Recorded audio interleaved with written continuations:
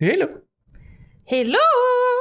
Yes. Oh, sorry. Yeah, we have to go into the game again, and it's like, I don't know why the game does that. Some games just like, when you go out of the window, they're like, the fuck are you doing? Yeah. Some games be like that. It's a little thing with like what window is in focus, and when it comes to like game capture, that can be slightly problematic. Yeah, but it's also just, only some games have that problem. But whatever, it's fine. We are ready for some more Our Life. Presumably the last one. Can you get the Xbox controller? Is it It should be up there. Just turn it on and you can control. I'm busy. I'm busy petting my kitty. Okay. My cat decided she wanted to cuddle. So we're cuddling. Does it work? No. No, it has to... Yeah. Sometimes it's a little weird. Oh. That's what I'm saying. It's not connecting. As per fucking usual. Like that ain't anything new. Hit the Windows button. Oh. Ow, pearls! That hurts. Okay, so we Watch out, gotta pearls! go in You here. went under the table? We're gonna add. Because it's right there. Yeah, but it's not connected. That's fucking usual. And the weird, like... You can't even click on it. You can't click on it to be like, connect. There's more options, and the more options is remove device. Yeah, that's all you can do is like just remove it. I'm like, Okay. excuse me. So, the button on the top there, as you can see, hold it in until it starts There flashing. you go. I know how to do this. yeah. It's the same thing with my controller. Yeah. And then we just add it again. That's at least most of the time works fairly well. So, And it's connected. Oh my god, it works. yes. 'Cause Nice. we don't really need anything else. No. We don't. Maybe disconnect my keyboard Just for so Pearls doesn't. There we go. just so if Pearls decides to step on the keyboard like she does, because she doesn't realize what the keyboard is, she won't press any weird buttons, like she has done sometimes when she like accidentally stops our recording Yeah. for some weird reason. Yep. Yeah. Well, okay. So, last time. Okay, I guess we're going into it. No, you can talk about it. That's not what I thought you were going to say, so press the button. It's fine. You tell me what happened last time. So, last time we went home from school. Yeah, fucking finally. Actually, no, before that, Yeah. we met Baxter, who is from the other game, Beginnings and Always. You meet him when he is like late adolescence. So you already kind of know where the story in this game is going to end because he talks about it, but it's nice to see him again. Yeah. I fucking love him, and he's even more teasing in this one than he was in the other one because he's not mature yet. He's a child here. I fucking love him. Yeah. It's the greatest thing ever. Yes. And then we went home. Yep. Except we didn't go home. We went to Tamarack's house. Well, our mom took us back to the cul-de-sac, Yes. where we then went together with Tamarack to her house. Yes. Um, And met her grandparents. grandparents, because they're not Omi and her Opa. parents, because her parents are busy Opa? with Opi? Oma and Opa. Oma and Opa. Okay. I'm pretty sure, if I remember my journal correctly. So, yes. So, we got to see them. We Live the most traditional life I've ever seen. Yeah. Ow! Okay, girls, you don't have to bite me if you can just jump over my hand. It's not that hard. But sure, whatever. She's jelly. Yeah. Yeah, no, we met with them, and the grandmother and our mother started talking, and we were fucking bored. Grandfather came home, said hello, and just disappeared because that's what he does, apparently. The silent generation. Yeah, exactly. And then we went out to play. Men didn't really have much to say. No, not when it comes to talking with women. They like gossip. That's just how that works. He's the breadwinner, anyways. Even though he's supposed to be retired, he still does odd jobs. There's not really any breadwinner here because they're both retired, so... Yeah, but he still does odd jobs. But yes. We just went outside to play and had a competition about finding the best shit out in that forest. Yeah. And then we gave each other some stuff, went over to Gio's house and gave Gio some stuff too. And then on our way home, we met Mr. Lin. This guy right here. Yep. Who's apparently also the guy who sold us the house. Who'd have thunk it? He's the real estate man. Yeah. As Damien asked, what's the real estate man? So yeah, I guess we're going over to Gio's house this time around. What's an estate man and what makes him real? Yeah. Exactly. Got that fucking right. So yeah, here we are. Going over to their house. Gio's not home yet because Gio went with the other people. Gio's together with his little boys club. His boys club, which is only a boys club because Gio's a boy. That's the only reason. It's a boys club, not a boys club. Exactly. Which is really funny when you know that Gio is going to go like gender fluid, but whatever. Yeah, we're still children. We don't. But right now, Gio thinks of himself as a boy, so that's fine. It's just funny. He don't understand yet. No. No. But yeah. He busied himself during the wait by tapping the bite handle instead and humming a soft tune. Oh, I guess that's the mom. Yeah, that was fast. Yeah. Thank God we stopped when we stopped last time. Someone, though it was probably Gio's mom, opened it halfway to attend to a guest. The door was thrown open all the way the second the person realized it was there. What the fuck kind of voice did I give him? I don't know. Kind of like a cheerful but laid back, I think, was kind of the thing you gave him. I don't fucking remember. Hello, honey. Or something like that. Yeah, I don't know. Hung, did you lose your key? With an unapologetic laugh, Mr. Lin stretched past the bike's front wheel to greet his wife by kissing her cheek. Aw, they're all lovey-dovey. That's cute. Aww. You know, we don't have a partner because our mom was like, fuck that. Which all the power to her. And then we have Tamarack's. Exactly, just I didn't have a partner is what I said. You said we don't have a partner. Oh, yeah. Whatever. We also don't have a partner. No, because we're too young for that. That's not what I meant. Also, Tamarack's, grandparents clearly aren't really lovey-dovey with each other. They're just, in a traditional marriage.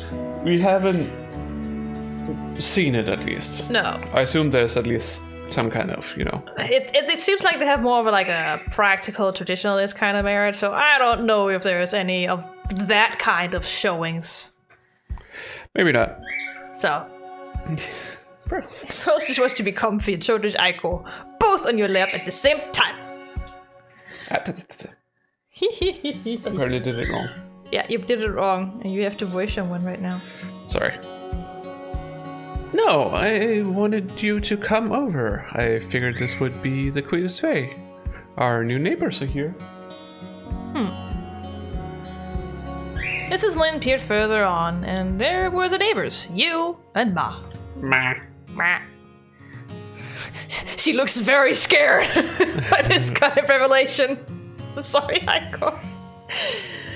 Still staring ahead, Mrs. Lin stepped forward just in time to bump into her husband. He'd made a move to get into the fenced area of the porch.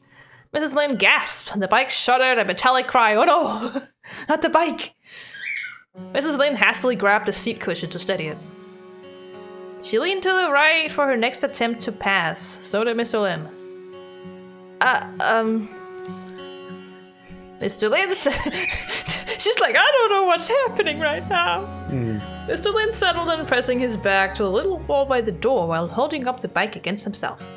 Mrs. Lynn finally managed to shuffle by and reach the sidewalk, but not before muttering bashfully.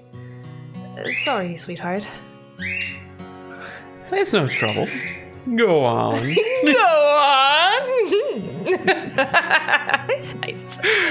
Mrs. Lynn let out a breath to recompose her normal self after the unintentional dance with her husband and her husband's bike. Her clothes were light blue. Her hair was blue too.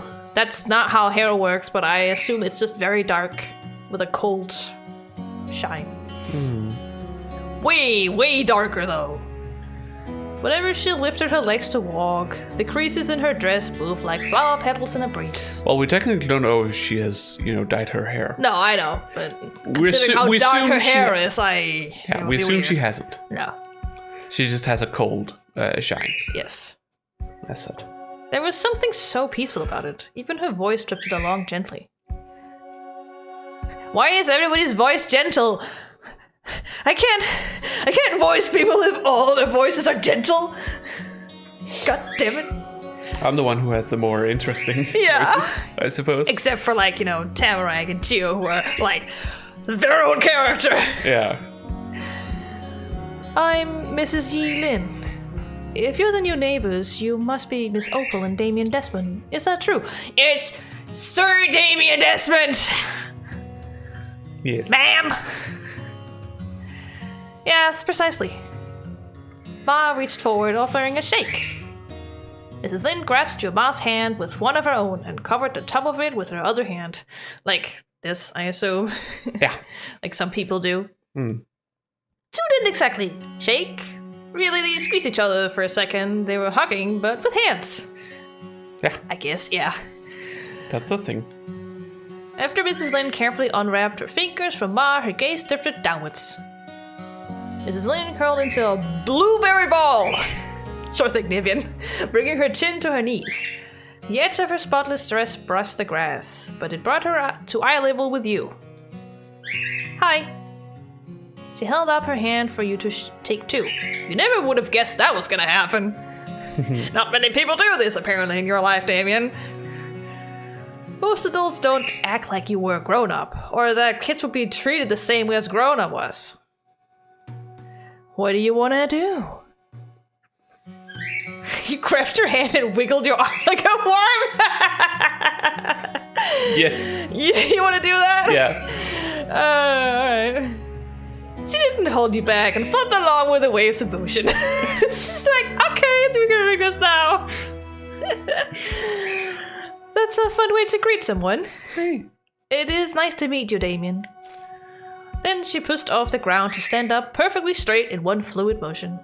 Damn, she's good at that shit. Cool. She enjoying it. Yeah.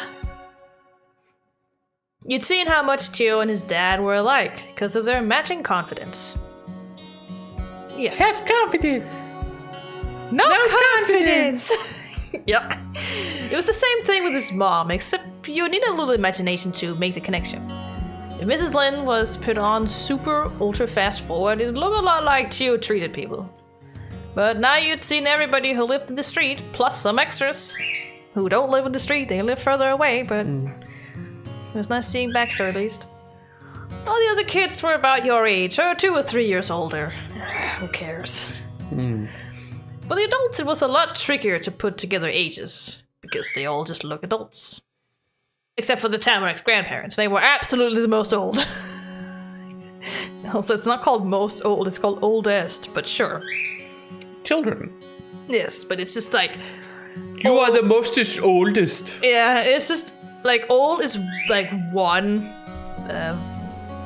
vowel, yes. Therefore, you put an ending on it, don't put a word on it. If it's 2, you can kind of interchange them between what you want to do. If it's more than 2, you put the most, or more. That's how grammar works in English. They are the old mostest. Yes, they are the old mostest. There you go. But when it came to non-grandparent grown-ups, 2 of them could be 1 year apart or have a 10-year difference with almost no way to tell. Because I am a child. 10 years was the length of your entire life. It was impossible to imagine having that much time just being an adult. Your best conclusion was that Mrs. Murray would probably be the youngest grown-up, and your ma and Chio's parents were somewhere in the middle. You wondered how your ma felt finding out there were 2 people around her age, maybe, in the neighborhood. Was that a big deal to adults too? Was she gonna make friends with them like you did with Chio and Tamarack? I mean, if you're friends, the parents are gonna be friends. This is how it works. If you live closer together. That's at least how it worked with me. That's for fucking sure. Well, if they don't do well together, then, they just talk and that's it. Yeah, I know, but for most grown-ups, they somehow do well together. It's just like in fucking, in Beginnings and Always, where you really only have like one like main character you can get together with unless you have DLC. So it's like, obviously, the parents are gonna be friends because if you do the right choices, you're gonna end up married anyways. So they're gonna end up in-laws anyways. Doesn't mean they like each other. No, but they definitely do in that game. Because your parents, your mom and your ma are like the most welcoming people you'll ever meet. And Clifford is he's just a joy to be around. He's a young parent, so he's just a joy to be around most of the time. And his mom even more so when she's there. So they definitely do enjoy it. Hello, Echo. You're staring at me. Oh, stretch. Oh, big yawn. Yeah. Person's just sitting on your chest like... Yeah. Trying not to fall asleep. Yeah. Your tail feathers are getting fucked. It's like, no, stop that. No touching my tail feathers. No touchy. No touchy. Could someone her age be friends with people who had been around as long as Granny and Mr. Bauman, or did that not work? Grandparents were double adults. Super adults! Ma kinda acted like they were regular grown-ups, as respectful to them as kids had to treat her. But one way or another, Ma was gonna have to make a life in Golden Grove along with these people too. I'm sorry she'd be the last one of my family who came to meet you in person. Don't worry about that. Hong had a huge advantage, all things considered. True. Yama worked her lips good-humoredly. Although, Chio also beat you to it, and that was a closer race. It was not much of a race since we just wandered out and just found Chio randomly. Oh, a joke, a teasing one even. Ma made an attempt at being less professionally polite. He watched on at this adult interaction, wondering how it turned out. It seemed to go pretty well, because Mrs. Lin laughed. He was very excited. There's never been another child next door. Until now, when 2 have come at the same time. That's true. Both Tamarack and us came at the same time. That must be really exciting for Gio. Well, I hope Damien and I have lived up to expectations. I'd like to make a good impression on the magnanimous Gio Lin. Yeah, magnanimous, that's right. The other Mr. Lin came over and joined the conversation, showing off his now free hands with a shrug. He had gotten the bulky bike into the porch rail behind the mailbox so he could stop pulling it around for a second. Got fur on your hand? Oh yeah, so much fur. She's shedding like crazy right now. Yeah, well, I mean, it is almost springtime. I mean, it is technically already springtime. What am I even talking about? It's March. Yeah. We're halfway through March. Time goes so fast. But it's gotten a little bit colder again. Yeah, but March is not usually the warmest month. No. It's usually the month where it like starts raining a little bit towards the end. Yeah. So we have to wait for that. Yeah, surprisingly... not much rain so far. Last I saw, for weather, rain all around Denmark. Except not for Denmark. Here. Yeah. No, like... Yeah, all around, but just not the country we live in, because it's so small. Everywhere else there's rain. Yeah. But not in Denmark. That's also probably the reason why we haven't had much snow. Yeah. Which is so funny. Every time I write with Tetsuo-san about this, he's just like, but But my picture of Europe is always just full of snow everywhere. I'm like, no. That's like German and down until you reach like Spain. Because Spain doesn't have snow. So when you get south of that, including Italy and Greece, there's no snow in winter either. It's too warm. But in the mountainous regions, from that until like halfway down Germany, snow. A lot of snow. And then there's obviously Norway and Sweden further up, because they don't have the Gulf like we do. What's up? There's a mountain range at the northern part of Italy. Yes. Is that where Mount Everest is? No, sorry, no. Mount Everest is in the Himalayan mountains, which is like Southeast Asia. It's between like India, Nepal, and China and stuff there. Oh. The biggest mountain range. The fuck do I know? I know there's a mountain range. What are they called? Is that the Alps? Might be. I can't quite remember all the mountain ranges we have here. Might be the Alps. There's also another one over by Switzerland Spain. also has a bunch of mountains. Yeah, but I think that's the same one. Is that the same mountain range? Yeah, I'm pretty sure that's the same mountain range. Okay. Because we also have one over by Spain, so...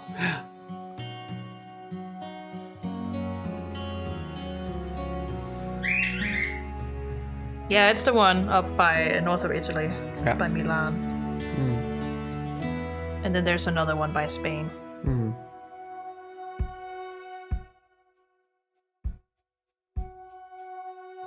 That's the Alps.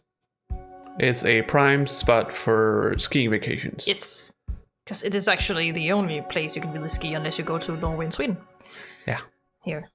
But yes, it's called the Pyrenees in English. I've never fucking remember what they're called in English. Pyrenees. But they're called in Danish? Pyrenæerne. I don't think I've ever heard that before. How the fuck have you not heard about that?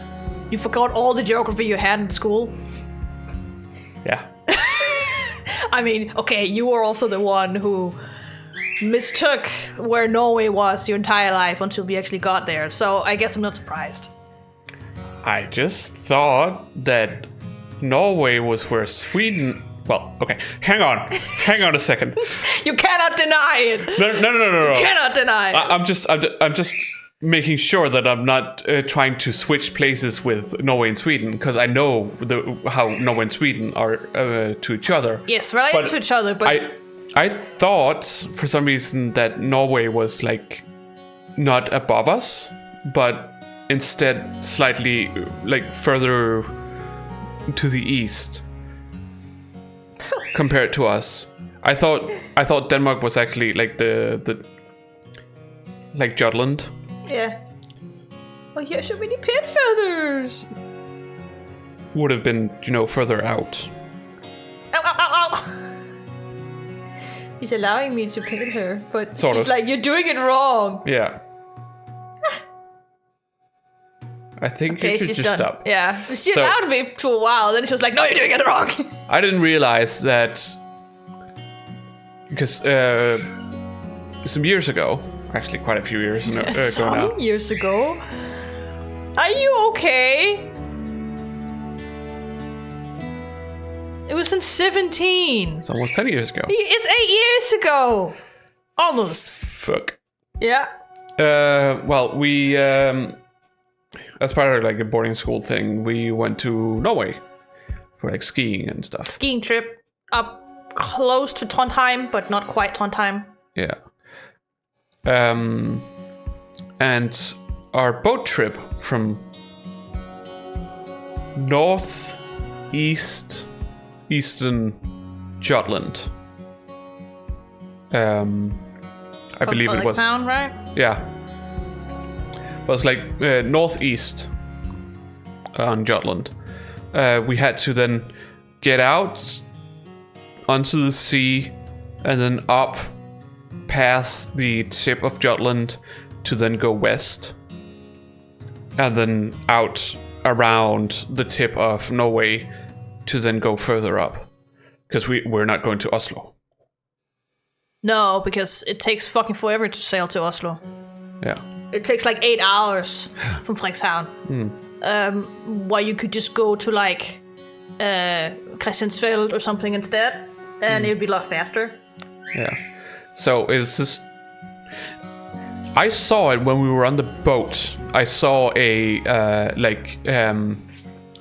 screen that was currently showing our position in the sailing, like how far we had gotten.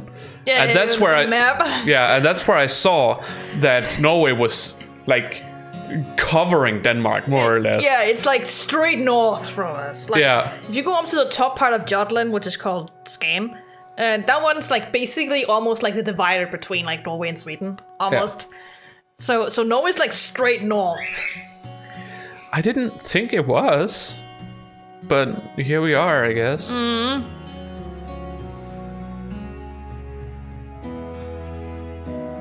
How was I supposed to know? I didn't give a shit about geography. No, I suppose not. I didn't like it. No. Until you got demographics. That's different. At college. Because during public school, where you have geography there, it's all about learning where things are. Learning where countries are located and stuff like that. And I did not give a shit about that. So I thought that was all geography was about. But it's not. That's a lot of things That's to a it. lot of stuff. Yeah. I did not enjoy geology. Oh, about the science about rocks. Yeah. Yeah. Like, sure, tectonic plates, that's fine. Earthquakes, that's fine. But about how the fucking, like, plates were built up and just did not give a shit. I just wanted to learn about different countries. That's all I cared about. So half the geography was just not fun for me. But it wasn't until I had to study for my exam that I actually, found out that geography could be interesting. It was also a bit hard because our geography teacher was also a biology teacher, and it so turned out that sometimes our geography and biology teacher decided to just change when they had sometimes it's like on our schedule it says geography, but then the teacher's like, let's do some biology. And I got do you call it merit in English too? Say that again in the context. I want to make sure I heard your entire context. Is it called merit in Danish too? Like merit? Oh, yes, it's called merit. Yes, yes. It's a Latin word. So okay. Exactly. For biology, which means I didn't have to have biology because I'd already passed biology at another point. And I didn't want to try to... I didn't care to try and get a better one because I just didn't want to do biology again. So yeah, sometimes it's just like I meet up to class, another teacher decides to do lessons in something that is not for me. And I'm like, cool. Thanks. Guess I'll go home. Or something like that. Yeah. Usually it was the last lessons in the day, so I could just go home. But it was annoying. Yeah, I can totally understand that. It's like, you're here for the geography, not for the biology, and then your teacher just switches it around, like, without telling you. I'm like... Yeah.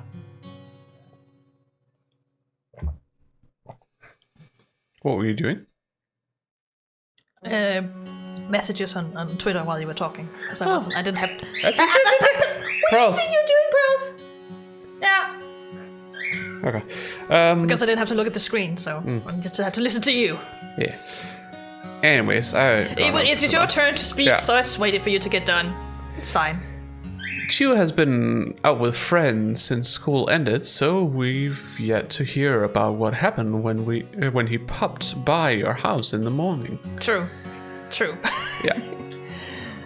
But I'm certain the new neighbor, Miss Opal, Desmond, will get a glowing report over dinner. Hey! Pearls! Stop! You cannot stop it! We also haven't visited her today. No, because there's no more water. Yeah. If you keep doing that, we will have to miss you. Yeah. Ow. Okay. Thank you. Usually the one giving performance reviews. Who knew it was so nerve-wracking to be on the receiving end? Oh, yes. Terrifying. Her face was just like straight, man. I'm like, what is that supposed to mean? That was the type of humor your ma liked. Dealing with people was her whole job. She could play pretend that it was something challenging. Wait, do we know what her job is? I don't remember. I guess we do. Well, I mean, I'd understand. Some kind of humanitarian job. Yeah, she does presentations. I heard that, but like, I think we heard about it before we slept the first day. Mm. But regardless, it would make sense that Damien, as a character, knows, even if we haven't been told. Yeah. But yeah. You didn't know Gio's mom well enough to be sure if that was also a joke or if she meant it seriously. But you guessed anyways. She sounded actually scared of the idea. Plus, Mr. Lin went for an earnest answer instead of messing around. He had to know best. Oh, Aiko, is the tail touching you? Yeah, she's staring at the fur tail like, she's touching me. Can I, maybe?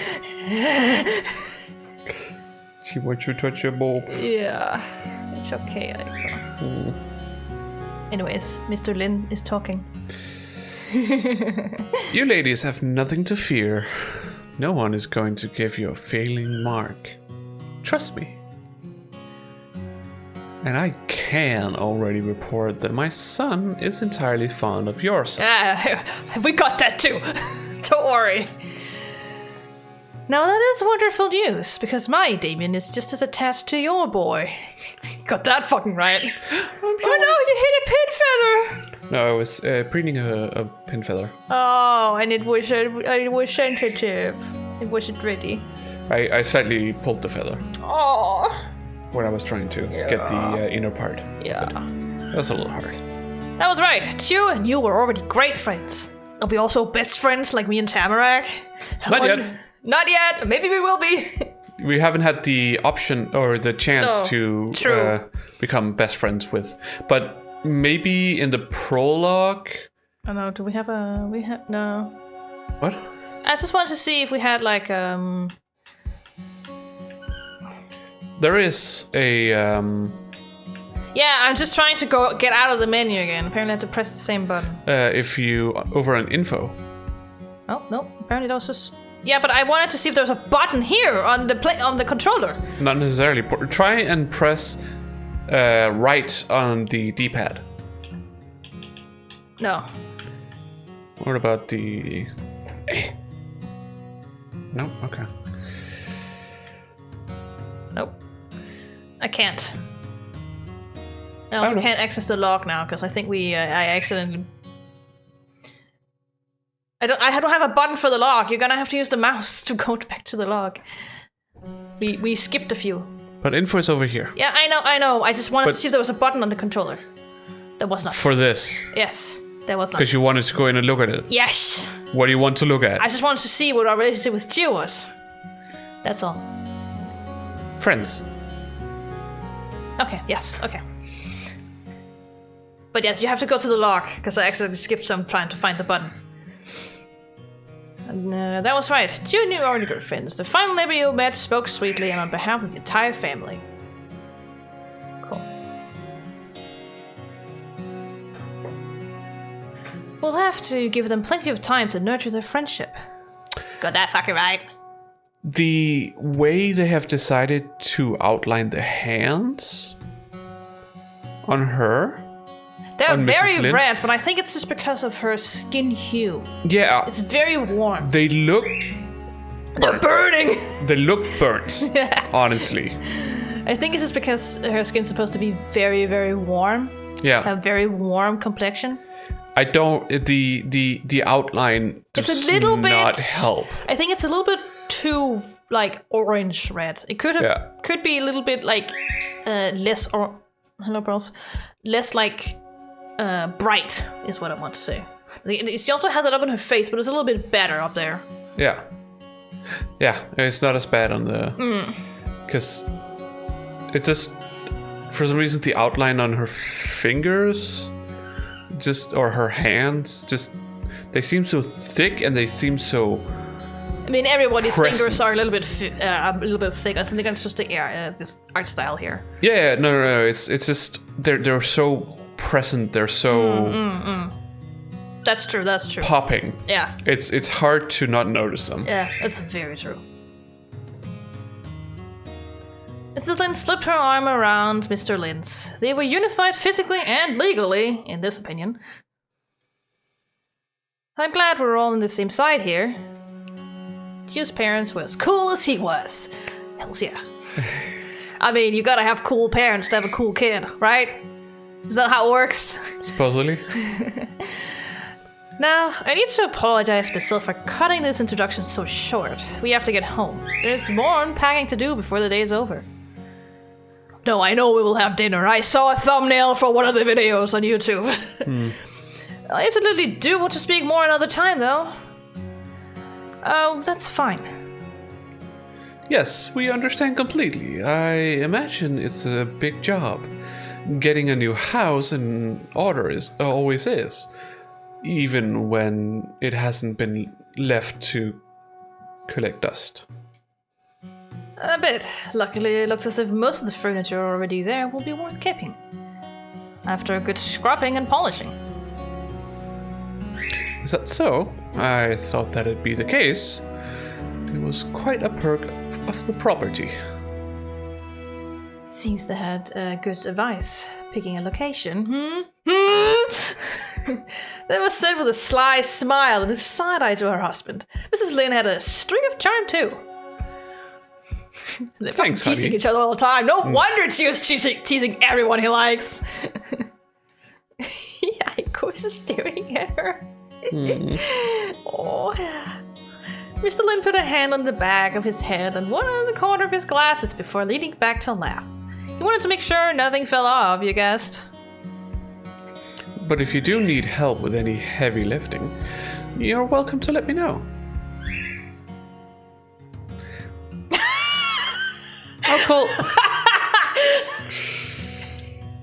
I'll call Yi. She was a gymnast in college and can do more pull-ups than me. Fair enough, but it's just still funny. He's like, you can call my wife. I certainly can't do anything. Suddenly, Mrs. Lin's dark eyes went saucer wide. She couldn't get them back to normal size, so Mrs. Lin slammed them shut instead. That wasn't a way to get the rosiness of her cheeks. That was the biggest reaction you'd seen from Chio's mom so far. She was the one who started the praising. Hong, please, we should both help if it's needed. You might got a chocolate out of the exchange too. Yeah, I mean, I would too. There you have it. So the Lins are at your service. Thank you for the offer.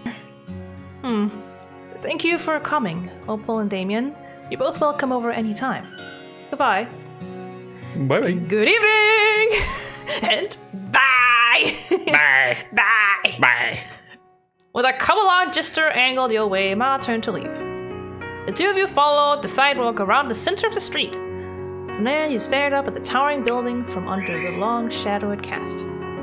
After walking down the road into town, attending the school, and visiting with your neighbors, this place was where you were returning at the end of the long day. A thought struck your heart as much as your brain. You were going to be seeing that view for a long time. No matter how... Stop moving, Pearls! No! You're making this very hard. Do you think she cares? She cares when she gets hurt, Yeah, but that's all she cares about. but it won't stop her. No. No matter how unfamiliar each sight, sound, and person in Golden Grove was then, one day it was gonna be normal. That was exciting to picture. You could be like Chiyo, someone who knew the ins and outs of everything. Someone who actually had memories and bonds with the place they lived in. As if the world, or your ma, was trying to prove this would be a regular thing for you. Ma didn't pause breathlessly at the welcome mat like she had the day before. She just took out the same black spiral keychain Blue she'd always used and picked one of the keys off of it to unlock the door. Ma put that house key on the coil? Guess so. Then she went in, not doubting that you'd do the same. You did. She hit the lights. For all your musings about normalness and regularity, when you glanced around the living room, it was a bit too familiar. You'd been at school for hours, seen and done so much while your mom was supposed to be here unpacking. So why did it look exactly the same? What the fuck, Mom? Almost exactly. The stuff you slept on had been put away. Still, there was the same mountain of boxes piled unevenly in a corner, the same sheets draped over the furniture. The dust. No playing with the bird, Aiko. You are allowed to rest by her, but no paws on her, okay? Yeah. Yeah. She does not like it. She gets scared. Yeah. Ow, ow, ow. Yeah.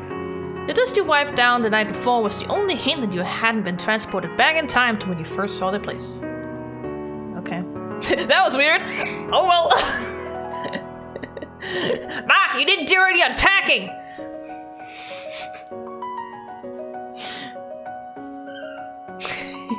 Okay, Ma, what were you doing this whole time? Wow, Ma, you're really slow at this. You're teased. What do you want to do?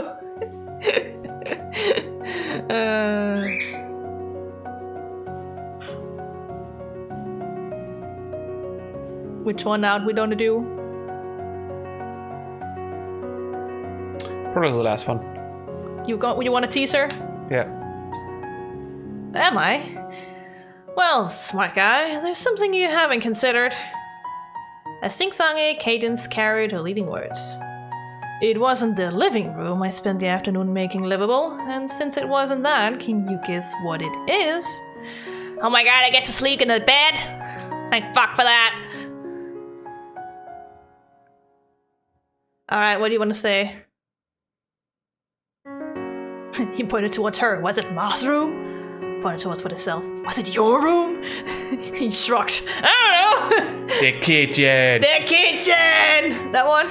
Or the bathroom. What do you want to say? The kitchen. Kitchen? No, not that. Much better. Your new room is ready for you. It's clean and dust-free, and I've already filled in some of the shelves. All you'll need to do is put out your bedding, make sure I didn't miss any of your things, and enjoy. Oh, you ain't gonna be able to put it off. You'd have to face where you'd be stuck in this place. Yeah. But you didn't blame Ma. She was trying to be nice. The lack of excitement was clear on your face. You're like, oh shit, I'm really living here now, aren't I? What else? Would you shit? No! You weren't jumping up and down for joy or anything. Your ma smiled encouragingly. Trying one time to frame it is a good thing. Okay, Ike was apparently done. Yeah. Go check it out. I'll be in my own new room. I've got a couple of hours of work into dressing that up, but it's not ready quite yet. Ma's pairs of cranberry eyes, or as they would say in Australia, cranberry! Cranberry? Because that's their capital. Eyes wandered around, taking in the current state of the first floor. Ideally, neither of us will have to sleep in the living room tonight. That'd be kind of funny, but okay. You and Ma kept walking together up the stairs. In the hall, your paths parted ways. Your room was the one closest to the stairs. The main bedroom was furthest away. Pearls. The room in between those remained a mystery. Would you stop No. writing? Please. You'd never lived in a house with extra space before. I'm trying to help. No, I don't wanna! The apartments from before barely fit the two of you. Anything was possible now. Grasping the cool metal handle, you pressed down. The knob twisted until it was pointing straight to the floor. And... it was kind of fuck? What? You don't call a handle a knob. A knob is specifically the round Yeah, I know. door handle. This is not a knob. It's a fucking door handle. Did it not say door handle? He did. But if you look at the lock here. Handle, you press down. The knob twisted. And it's like, it's not a fucking knob, That's you true. knob. Even though we're in America, it's kind of funny they have door handles. Everywhere I've been in America, it's always knobs. Generally, yeah. It could be that this is more European-inspired housing. It does look more European-inspired, honestly, Exactly, so, than American. yeah. It's the same like in the Philippines when I was there for my uncle's marriage. It's also just knobs everywhere because it was an old American colony. I don't understand the after idea Japan. with knobs. Well, I mean, What if it's kind of stuck? How are you going to open it? that's still gonna be kind of stuck. But the thing is, like, at least then the lock is on the same place as the handle, so you don't have an extra place for a lock. It doesn't matter, though. No. Some Japanese places also have Also- knobs, usually for the bathroom, though. Well, technically, I don't know exactly how the locking mechanism on a doorknob works. They always look flimsy as fuck. They're not flimsy, honestly. No. They do it so that the knob can't turn. Basically, the door handle knob can't turn when you unlock it. it's such a small thing you turn. I It's don't not get as it. small as you think, and it's Sorry, pals. just as sturdy as the door handle, honestly.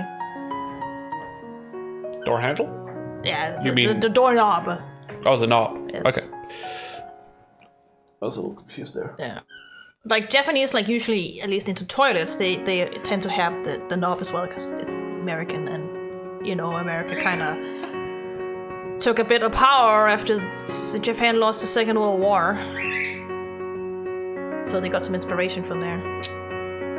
Took a bit of power. Mm-hmm. That's certainly another way of saying dropping a fucking atom bomb on them. I meant afterwards. Yeah, but I wasn't talking about the bombs. I was talking about America occupying Japan for a little while. oh yeah, I know That's that. what I was talking about. I know that. This is That's what I meant by taking a bit of their power. They essentially forced laws upon Japan. yeah. Some laws upon Japan, and then after like Japan had kind of gotten used to that, and the government got running, America just kind of left after that. So they did take some of the power. They didn't take all of it. I'm No. only referring to that. Yeah, it's kind of like the idea with Germany, where it's like, we're just here to make sure this doesn't happen again. Which is why Japan's not allowed to have an army. They're only allowed to have a self-defense force. Yeah. Still. They are not allowed to wage war, basically. Nope. By law. It's in their constitution now. They can't change it just like that. Though, one of the big reasons as to why the Japanese army was as successful as it was back then was very much it was very much because of their mentality, the way that they had been trained. It was very imperialistic. You know, the emperor had all the power. Well, it's not so much that. It's more the mindset that you get put into through all the torture and stuff. Basically torture that you go through when you go through training there. Because it is all about You were ready to die for your country, literally. Yeah, it's all about hierarchy. Yeah. And if hierarchy. you were failing your mission in some way, then the best thing you can do is go out with a bang. Yeah. Though technically that's not where kamikaze comes from, but no. No, but that's kind Much older than that. yeah. I always find it so funny. But that's the idea that they had, where it's like, try to sacrifice yourself to destroy the enemy. Yeah. They literally had like suicide rather than airplanes and stuff. Yeah, they did not want to, like, if, for example, an airplane of theirs is getting shot down and is no longer, or for some reason they're no longer able to really win the fight per se. Instead of trying to escape and get away alive, fucking jam your plane into their whatever they have. Yep, exactly. Just straight into it. I still love the origin of the whole kamikaze term. Mm-hmm. It's so fucking funny. It wasn't even the Japanese people it was about. It was about the Mongols that tried twice, I might add, to cross over to Japan and take over Japan, and they both times died in a fucking storm. Yeah. A giant storm, which is why it's called kaze. It's so fucking funny. That's where this term comes from. A lot of people don't know that for some reason. I just find it so funny. The Mongols tried twice and they died by the same thing. Like, it's so funny. I don't even know, man. At one point during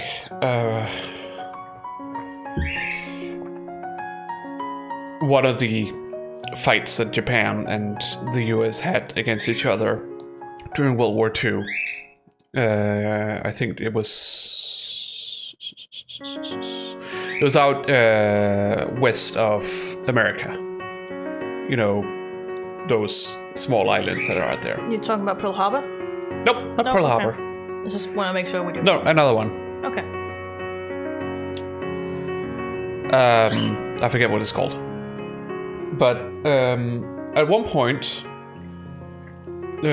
one of the American airplanes during that naval warfare got shot down, and instead of, you know, trying to save themselves or something like that, the pilot decided to try and hit their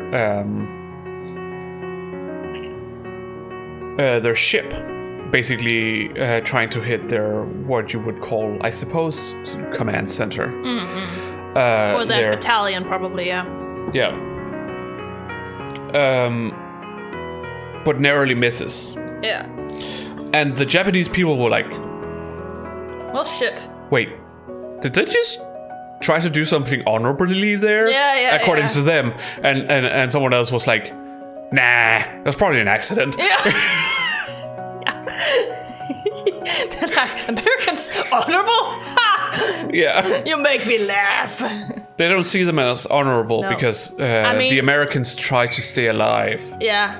I mean, it's also just because, like, at least according to the Japanese, I don't know the real reason because the guy's fucking dead. They attacked Pearl Harbor because they felt threatened by American military out in the Pacific getting closer and closer to Japan. Japan was already occupying, like, China and the Philippines. They're already fucking out there, like. So that is their official, like, reasoning, but who the fuck knows why. As far as I understand, it was more of a power play, where they were just like, I mean, they wanted to, like the US was not expecting this to happen. No, not at all. So Japan just suddenly shows up and destroys all but one of their warships. Yeah, they actually wanted to destroy all of them, but they didn't manage to. No, because one of them wasn't at the harbor at the time. Yeah. So they didn't because the harbor was basically shallow water. They didn't expect them to use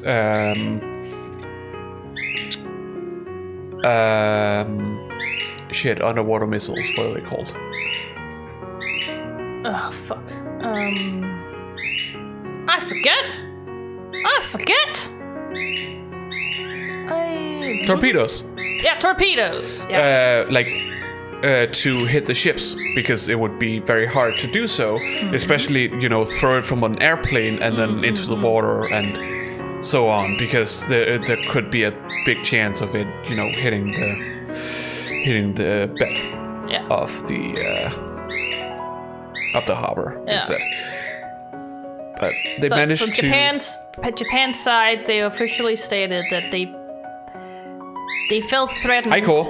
And to avoid the worst outcome, which is America making it to Japan, they just wanted to quickly shut them down at Pearl Harbor to stop America from doing whatever they were doing. Yeah. That's the official statement. But again, who the fuck knows? Guy's dead. It was always a bit weird when I was younger, thinking about like, why would Japan and America fight each other? They're so far away from each other. Looking at a 2D map. Yeah, a Eurocentric map, and you're just like, but they're on the other side of the fucking Earth. What the fuck? No, they're not. They're right beside each other, more or less.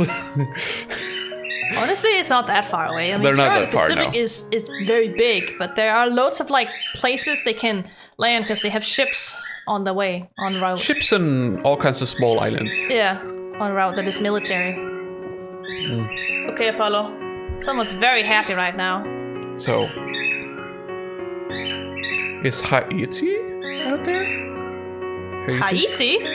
Or is that somewhere else? No, Haiti is it's in the Caribbean Ocean. Oh. Oh, right. Yeah, I'm thinking of something else. I'm thinking of the Cuban crisis instead, I think. What are you thinking about? Cuban crisis? Yeah, that's in the Caribbean Ocean, yes. Yeah. Or Caribbean Sea, sorry. Yes, that's Cuba crisis. Cuba. Is it not Cuba? Cuban crisis, yes. Yeah, Cuban crisis. Yeah. It's a Cuban crisis, yes. Oh, it sounded like you said Cuban. No, Cuban. Okay. Well, technically, I don't know how it's pronounced in the original language, so I don't know how. It's pronounced Cuba in English, but yeah, it's because America had a lot of missiles down in Cuba. Yeah. That's different, yes. No, America didn't have missiles in Cuba. They had missiles in Turkey. Russia had missiles. That's not the in Cuban crisis, though. Cuba. Yeah, that's the Cuban crisis during the Cold War. Are you sure? Because Cuba is part of America.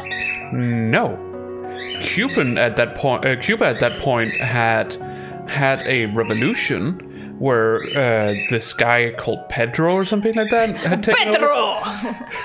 I'm pretty sure Cuban was part of it back then. That was the problem.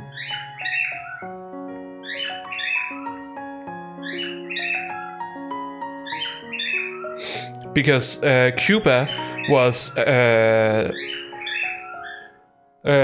Russia's way to have missiles close enough to the US to actually hit them.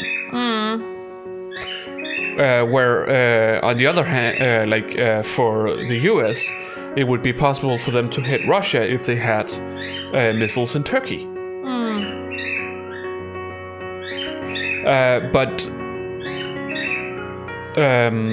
the US had, through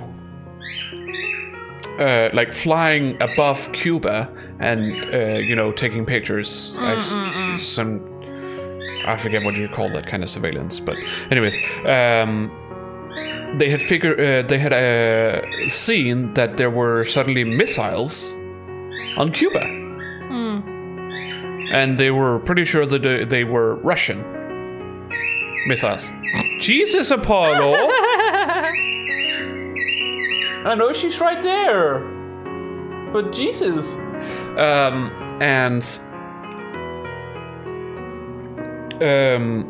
At one point, they talked to some Russian official, or is it an ambassador? I don't know exactly who it is. Where they ask, do they have somebody who would know whether they had atomic missiles on Cuba? Asked if they had missiles on Cuba, and the person said no. Okay, it's because they've had a lot of independence and then handed overs and then independence and then handed overs. Yeah, exactly. That's why. There's been a lot of that kind of stuff in Cuba, but at the time, the current constitutions from 2019. Oh my god. Yeah. So yes. Anyways, we should probably continue. Yeah. No reason for us to talk more about the Cuban crisis. You are probably right. I just remember it fucking wrong because I haven't had about this for 20 years, give it a take. Well, I recently watched a review of a movie that covers the Cuban crisis, so that's why. Anyways. Yes, it was kind of stuck. You had to give the door a real push to get it free from the frame. Once it had gotten past the initial jam, it moved with ease. So, you went stumbling into your room.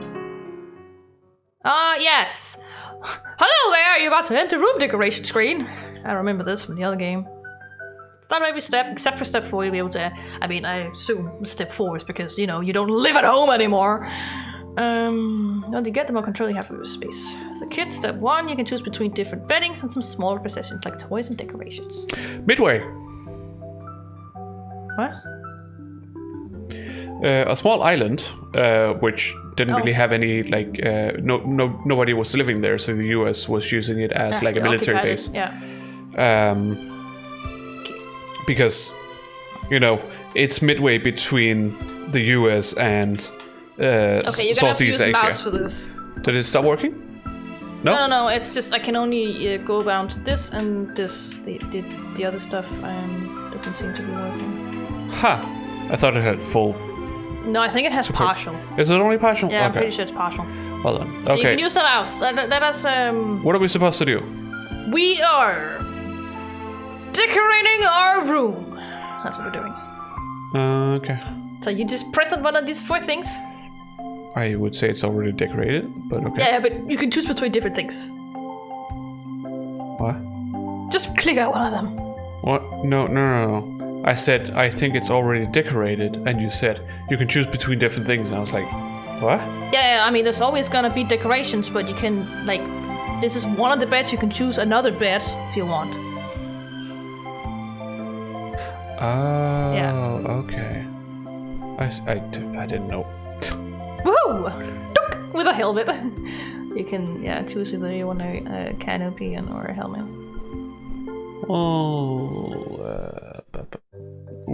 Damn. Probably choose this one. Yeah. The desk area. Desk. You can choose books. Bracelets. Glowing stars. Definitely glowing stars. Music sheets. You like music? Do we play music? I don't know.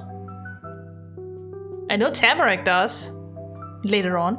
Yeah, but... plays the cello. Damien himself, I don't think enjoys music, but no, probably not. Let's go with that. There's our shells. Crayons. Slaying around. Stuffed bird.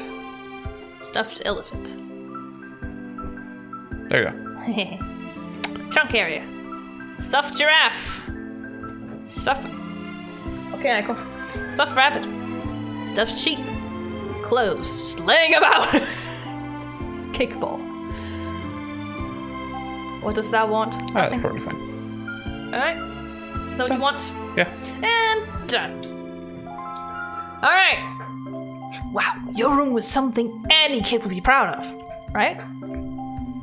It was wonderful. You were so happy it almost made you sad. You did the best you could with what you had. This place had your favorite things that made it good no matter what. Oh my god. It was completely terrible. I hate my room, Mom! Just, that would do. That would do? Yeah, I think so. It had taken until nighttime to get your things just how you wanted them. You stepped into a corner to admire your handiwork. The floor space of the room was bigger than your last one. The ceiling was a lot lower though. It sloped with the roof of the house, and the windows were angled towards the treetops and sky. I always hated slanted. I hate slanted walls. I hate being in my existence. I like them. I think they're interesting. They're interesting, but there's just nothing you can do about space. It's just you can't hang shelves or anything on it. It's fucking in the way. I hate it. that particular reason. Okay. You'd never even seen a room shaped like that before. It was weird. And then there was a knock and a voice. A tilting roof caught the sounds and directed them straight down into your ears. Damien, can I come in? No! Yeah! My head said no, but my voice said yes. I can't say no to Mom. The handle jiggled and jerked. The door was resistant to my opening it too. She figured it out, though, and let herself in. Hello, dear. Not so discreetly, you must savor your efforts at decorating. It looks great in here. You did a good job unpacking. I'm pretty much finished myself, but it's late. Let's take a break from that and chat. It's been a long day all around, and back and forth. It lasted forever! I needed a vacation, not a break! Sexy bullshit. Yeah. I hate to disappoint, but we're not entirely done yet. She's found a great spot on top of our calyx. Yeah. Like the last few days, just laying there like, I'm playful, Bob. Your mom pulled her folded arms and even more, and her mouth pinched too. We'll talk about how things will be once I'm back to work. I won't be able to drop you off or pick you up from school most days. I'm sorry. It does seem common for kids in this town to walk or ride bikes to class, at least. You owned a skateboard, not a bike!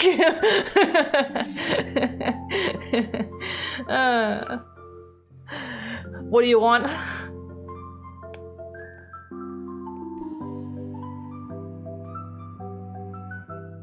I don't know. You can also have roller skates. Those are cool. Or a scooter.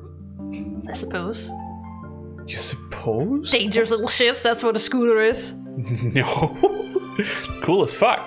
No, dangerous. No. You have any idea how many people get injured from that shit?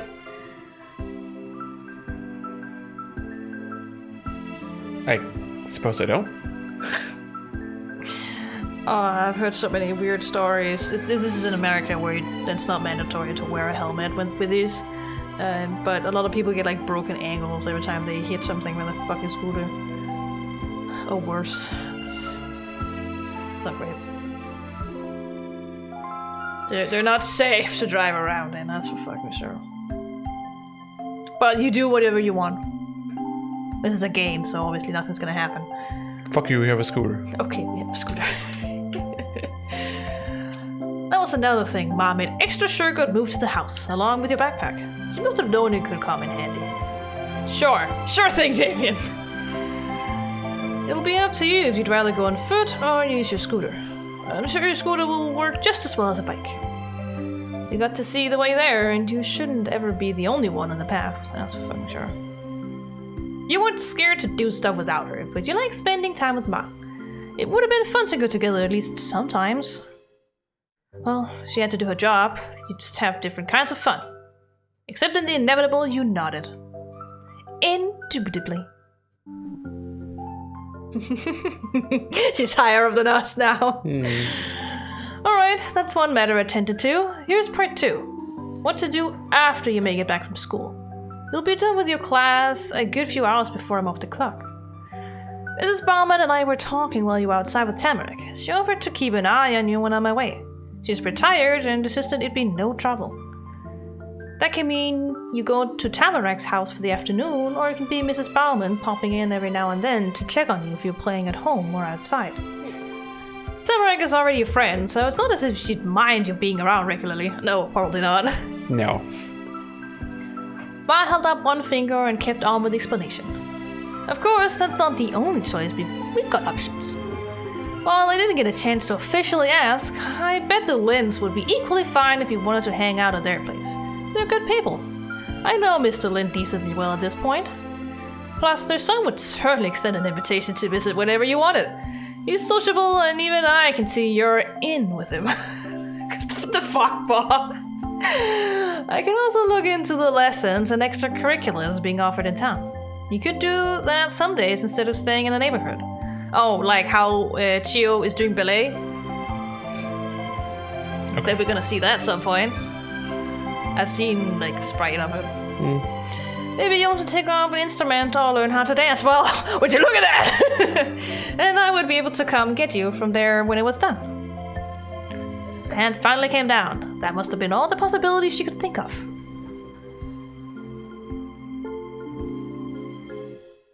Sure, I can do stuff without you. I didn't think you'd be around anyway. Why do I need anyone to look after me? I'm in the 5th grade now. Oh yeah, definitely. Yeah, I knew it. I'm afraid 10 isn't as old as you think it is. Something will have to be done. Well, for a 10-year-old, it feels like you've been alive for fucking ever. Yeah, I know. Like, I'm in 5th grade, like last year of elementary school, Mom. I am old. Yeah. I'm a senior in my school now. Yeah. It's only when you get older that you realize, wait. Yep. No, that's wrong. Yeah. Mom kept squeezing herself. Still, there's no reason to plan out the rest of our lives tonight. Two of us will figure it out. That was something you'd heard a lot. No matter what you went through, your mom never stopped believing you and her would manage. For a moment, she gazed past you at nothing in particular. Sometimes it felt strange remembering how you were actually there. But all the stuff you had kept up with stopped, and you could just think, maybe your mom felt that too. She blinked, and her eyes fell back on you. Ma smiled. But our neighbors are certainly nice. Huh. All 6 of them. We had a lot of luck here. More like our neighbors were lucky. They got to live next to you! Yeah. Ma, they're the ones who are lucky. Not much more needed for her to understand your thoughts on it. Your face said enough. With a grin, Ma stuck her hands over her jeans. Now, if you don't mind me changing the subject to an entirely different matter, let me just say, it's dinner time. As a reward for how much we've done, because the loaf of the bread is out at this point, and also because even if it wasn't, I do not want another sandwich. I'm taking the 2 of us out. I've heard that the local diner is a gem. Wow! Ew, I never want another sandwich again. Woo! Woo! Woo! Jesus Christ, don't scream. It's the mic. No. And there's nothing else to discuss. Food it is. Wait, you had a huge realization. What about you or Tamarack? What about you and Tamarack? Agreed, you're definitely hungry. Fuck those 2. What about both of them? You wanted your friends to go with you. If your friends could go with you, that'd be great, and you wouldn't be stuck alone with Ma. Be nice to you. Maybe this was a chance to do something back. They had shown off the whole time. You needed things to prove you did cool things too. And the more the merrier. What do you want to do? You want to show off? I don't fucking know. What do you want to do? I don't know. Did you just want to show off? Isn't that what Damien would do? Yeah, probably. Just want to show off?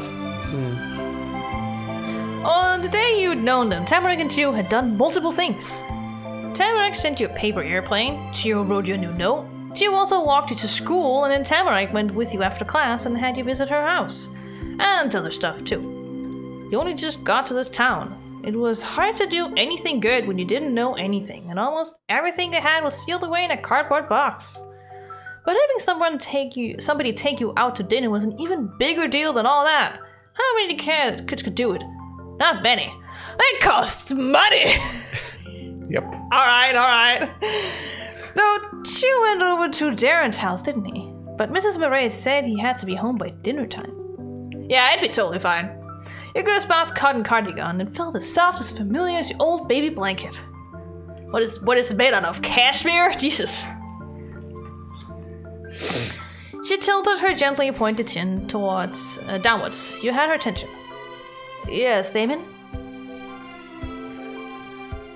Please let Tamarack and Chew go to the diner too! I'm not gonna go with you, Tamarack and Chew. They can't come too! I had a genius idea! Tamarack and Chiyoko could come for dinner! Maybe we shouldn't have gone into this. I'm a little uncomfortable with this. Why? I don't know, it's just... Why? I don't know. I think it's just... knowing how my parents are. About what? Me asking them stuff? Oh, he's a fucking child. What gives a fuck? Yeah, I know. I don't know. It's hitting my anxiety, that's all I can say. Okay. Well, we still have to choose. I don't think I can choose anymore right now. No. So, go ahead. Well, in that case, we had a genius idea. Let's go with that. Sure. Damien, that is brilliant indeed. I can't guarantee that both of them will get to do this on such short notice, however, I at least am not saying no. Let me see what I can do. Try not to get too excited. You crush your hands into fists and stick straight. Okay. It might really happen. Ma hunched over to reach around herself. She was never without her chunky silver cell phone. It had lived in her back pocket for years. The sheen of the paint had nearly worn away, and one corner of the screen had a snowflake-shaped crack, but it only needed to work, according to your ma anyways. I mean, yeah. At that time, yeah. Yeah. That was probably the same reason that made her think the ancient house was any good. Mom... Wow, David! I mean, we did... Yeah, we did make that choice ourselves. I know. Mom managed to get the too thick phone out of her too thin pocket. She balanced it with the palm of her hand confidently. With that, nothing could stop her. Hopefully. One of the other things that happened while you were outside with Tamarack is that I got Mrs. Bowman's home with some numbers. I'm nothing if not productive. I can call her right now. After a few quick taps, she brought the phone to her ear and waited. And she kept waiting, and so did you. How many times did it rung? How many times were left until it hung up? How long did it take to answer goddamn phone? Finally, there was a sign of something. Ma's lips pulled into a polite smile and her eyes widened eagerly. The biggest hint, though, was that she started talking to Tamarack's grandma. Hello, Mrs. Bowman. I'm sorry for bothering you at this hour. I hope I'm not interrupting anything. Uh-huh. The ma quieted down again. She was listening attentively. Nothing to do but wait. It was the ringing phone all over. If only you could hear what was happening too. Ma thought it was bad manners to share phone conversations unless the person was already expecting that. Privacy was priceless. Especially when breaches of trust could get a company sued. Where did you learn that from, Damien? His mom. I suppose. Mrs. Bauer must have had a lot to say in a conversation. She didn't know what was going to happen. Cause Ma stayed totally silent for a while. A couple of times her mouth began to open like she was just about to say something. But then she had to snap it back up and listen some more. After an entire eternity... Oh god. Your Ma succeeded in getting some words in. Well, since you haven't settled down for the night, I wanted to ask if Tamarack might be able to come over for dinner. Dave and I are going to try out the local diner. Matt's face twitched into a wince. Even you caught how loudly grand, he exclaimed. He wanted to know what was being said, but not like that! He said it wasn't enough to scare your Ma. She regained her poise and then pressed on. Yes, that's the one. You're familiar with it then? Uh-huh. Mm-hmm. There was nodding and for another minute or something like that, until... Thank you. Damien and I are grateful for that. On saying your name, Ma made eye contact. A wordless understanding passed between the two of you. Mission accomplished. We'll come by and get her in just a few minutes. Thank you again. Goodbye. Bye-bye. What? Bye-bye. Bye-bye. Ma jabbed her hand to the phone with gusto. Tamarack can join us. Mrs. Bauman is a fan of the diner herself. She thought it'd be a lovely way for you young ones to celebrate the first day of school. Wow! Thanks, Ma! That's one down. She winked. Luckily, I've had Mr. Lin's number for quite a while now, seeing as he sold us this goddamn house. You know. He shouldn't be surprised by a call from me. I'll take if he's free to talk. Ma clicked along the phone to find the next contact. Then it went straight to the side of her head again. Shocking to you and her, Ma got a response in a matter of seconds. Hello, Mr. Lin. Good evening to you. I'm sorry if this is a bad time. No, everything is completely fine. Then the rapid conversation came to a pause on Ma's end. Her lips pressed together in silence. It didn't last long. She was smiling again in less time than it took to tie your shoes, if you were good at doing that. That's wonderful. Oh, but the reason I called is that we were curious if Jill might be able to join us for dinner tonight. I'm taking Damien and Tamarack out to the local diner. It'd be my treat. Another tiny pause happened, and her grin grew more over the space of it. She even laughed at something. Yes, I can imagine. The pair of parents and chuckled a couple times more. At least you assume Mr. Lin was in a good mood. It'd be weird if Ma was amused by him being mad and then the call wrapped up. Yeah, it would be weird. Thank you. Alright. Goodbye. The sense of finality, your Ma stuck her phone into its home in her pants. In her jeans. Same as being pants, I guess. 2 for 2. Mr. and Mrs. Lin are apparently entirely used to these kinds of requests. He had joked that whenever he gets a call on his own phone, there's at least 50% chance it's actually for Gio. I could imagine, considering how popular Gio is. Yeah. Was that why he finished the conversation so fast? Maybe it had to do with his job. Either way, Gio's dad got stuff done. I'm sorry for Mr. Lin having to lobby that many queries, but it works out for us. That means Gio can come along. At dinner with your ma and Gio. It happened basically every single day of your life. A dinner at a diner you'd never been to before didn't happen much. But a dinner with Tamarack and Gio had never happened before. This is so cool! Yes! Ma smiled as you did. We shouldn't keep them waiting. Put on your sweater, I'll get my scarf. It'll be chilly out there, and I'm starving. I'm also fucking starving. Same for you. Your stomach was a huge empty pit. If you didn't eat soon, it might suck you in. You did everything you could think of doing before leaving as fast as you could do it. So his stomach will turn into a black hole? Yes. Eventually. Eventually. Then you were braving the unknown in search of sustenance. And your friends. Maybe we should take a break and make dinner. We only have to make the salad and heat stuff up. Yeah. I'm getting very hungry. You want that? Yeah. Okay. We can do that. I'm like, my body's starting to like get weak. So it might be an idea. Okay. Yeah. Remember, a break for us means a break for you. So get up, stretch, get something to eat if you haven't. Like us. Yes. Get something to drink, because it's always important to get something to drink. Doesn't really matter what it is, honestly. Some kind of liquid. Really. It doesn't have to be water. Well,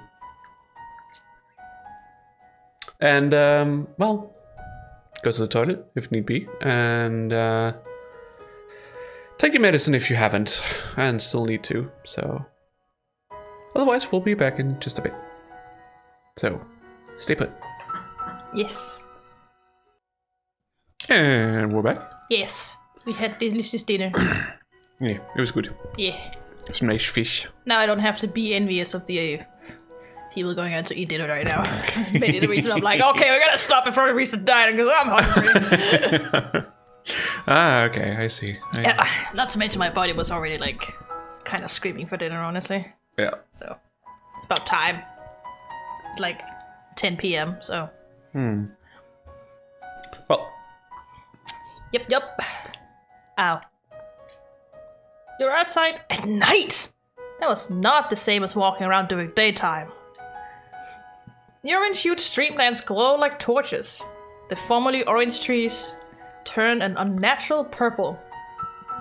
And the tarmac expanse of the cul-de-sac could easily be a perfectly still, endlessly deep lake. If you tripped, you could fall in and disappear forever. Forever. So cool! Son of a bitch. Ideas for exciting nighttime games were already filling your head. But Ma wouldn't let you play in the dark. You shook off the daydream. A night dream?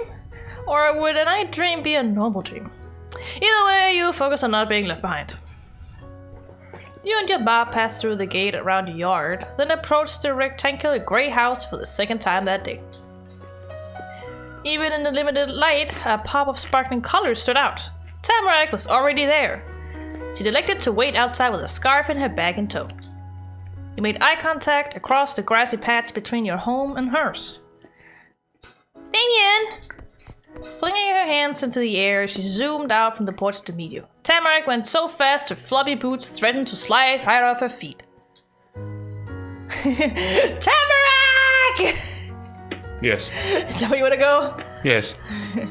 What is this, fucking Naruto and Sasuke all over again? Naruto! Sasuke! Naruto! Sasuke! That's all I remember from the fucking original series, honestly. Alright, what do you want to do after that? You want to hug her? Or you held your arms open for her? Oh. What's up? Oh no. What's up? Oh. What? Now I have the chance of a hug. Yeah. It was the same thing in Beginnings and Always. What if she doesn't want to? You can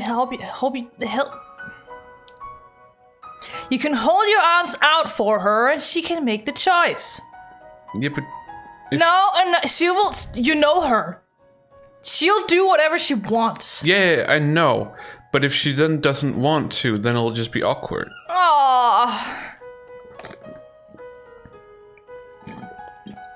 But I'm sure she would want a hug. I don't want to force her into anything. No, I'm sure she would want a hug, though, knowing her. Choose the second option, then. You ran over and barrel into a hug? Yeah. You moved towards each other with the unbreakable pull of super magnets, and you clung together as if you were stuck like that, too. Tamara rocked from side to side, hanging on as best as her short arms could. Look at this smile. And of everybody in the world, she had to be one of the top people to hug. Very nice and snuggly. Ma trailed behind, letting out a noise that was part laugh and part huff. I hadn't realized how urgent this reunion was. It's only been a few hours, but okay. It is! Hi, Damien and your ma. Thank you for letting me come. You're very welcome, Tamarack. We're happy to have you join us. We're going to get you too. We're all going to eat. Yeah, we're all gonna go. Sure.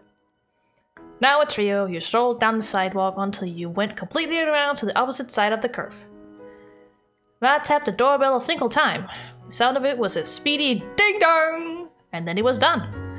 Press it again. What? Press it again! No, even the Lyd's house got straight to the point. You didn't even get to before they come out. You were left huddled on the dark porch for less than a minute. The one who entered wasn't Mrs. Lynn. It wasn't either of the adults. It was Chiyoko himself, standing in the open doorway. He was all lit up from behind that cast harsh shadows over his features. Chiyo's face was still beaming on its own. Look at this smuggle shit. Hey. I haven't seen you two in forever. We missed the whole best part of the day. Forever. We literally saw each other in like the afternoon, but sure, Chiyo, sure. Oh, apparently I can go back and forth. Would you look at that? Hi, Chiyo. It's your fault you were gone. Yeah. Is that what you want to do? Yeah. You can also hug him. Oh no!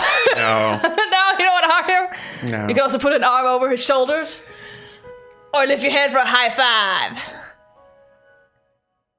No. No? You just want to say this one? Okay. Chiyo's hand settled on his hip as he leveled an amused glance at you. I guess so. You can still hug him! I don't know, it feels a bit weird. You can also just put an arm over his shoulder or lift a hand for a high five. Shoulder, maybe? Arm over his shoulder? Yeah. He's like, what the fuck? And you pulled him in towards you. The sturdy fabric of his jacket crinkled resistantly against your weight, and the fur encircling his face scratched your nose. But what you noticed most was under all those layers and snacks, Chiyo was a soft kid. Oh! He's like, alright, I guess we're doing this now! Chiyo settled one of his arms around you in turn. Grinning, his cheek was nearly pressed against your face. You were both quite comfortable there. His gaze lifted high so he could greet your ma too. Thanks for letting me dinner, Miss Desmond. Thank you for coming on such short notice. You haven't been home all day! She was like everywhere all the time. I guess they're used to that. Yeah. That's nothing. I've got lots of time. I can come over whenever. Good to know. Sure. And so everybody invited to dinner was there. Together you went to the center of the street again. Ma unlocked her car. We are all in the car again. Tamarack asked for the middle again, and she got it, because no one else wants to sit in the middle! Tia scratched his head over that one. It was kind of mysterious without her explanation. Tamarack only wanted a window seat in school. Yeah, that's true. Your school was not being stuck in the middle himself, though. Rapidly, the car rolled into motion. Tree after street post after tree flew past. You couldn't see anything else. Unfortunately, Ma also wasn't sure what she was looking at. She had trouble figuring out exactly where the local diner was. The radio had to stay off. This required the utmost focus. That didn't mean it was a silent drive.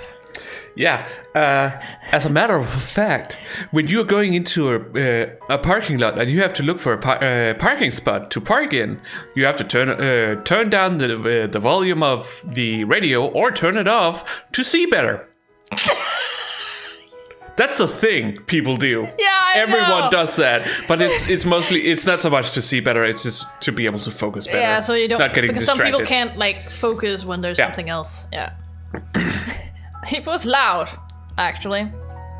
Sitting tall at the edge of his seat and gesturing wildly, Chiyo offered his best advice on which road to take and when. Of course he did. At the same time, Tamarack was bouncing in her seat and shouting out stuff she remembered seeing on the way to the diner the first time she'd been there. Neither of them could give directions very well. It was wrong or entirely impossible to understand unless you were within their own heads. I was patient though. She never gave up. In the end, on the outskirts of Golden Grove, you found the place. Cheers, foot stomps, and hand claps filled the car when Chiyo and Tamarack spotted a massive lit-up sign saying, "The Diner Table!" It had to be what you were looking for. What a name. Yeah. Diner was in the name! Ma noticed that too! Wow. She wound the steering wheel to turn into the parking lot. A wry smile playing on her face. Prying on her face. I don't fucking know anymore. The Diner Table. Not the dinner table? Someone didn't get an A on their spelling test. No, that's the point! Ma, it's a joke! It's obviously supposed to be a joke. I bet they got an F.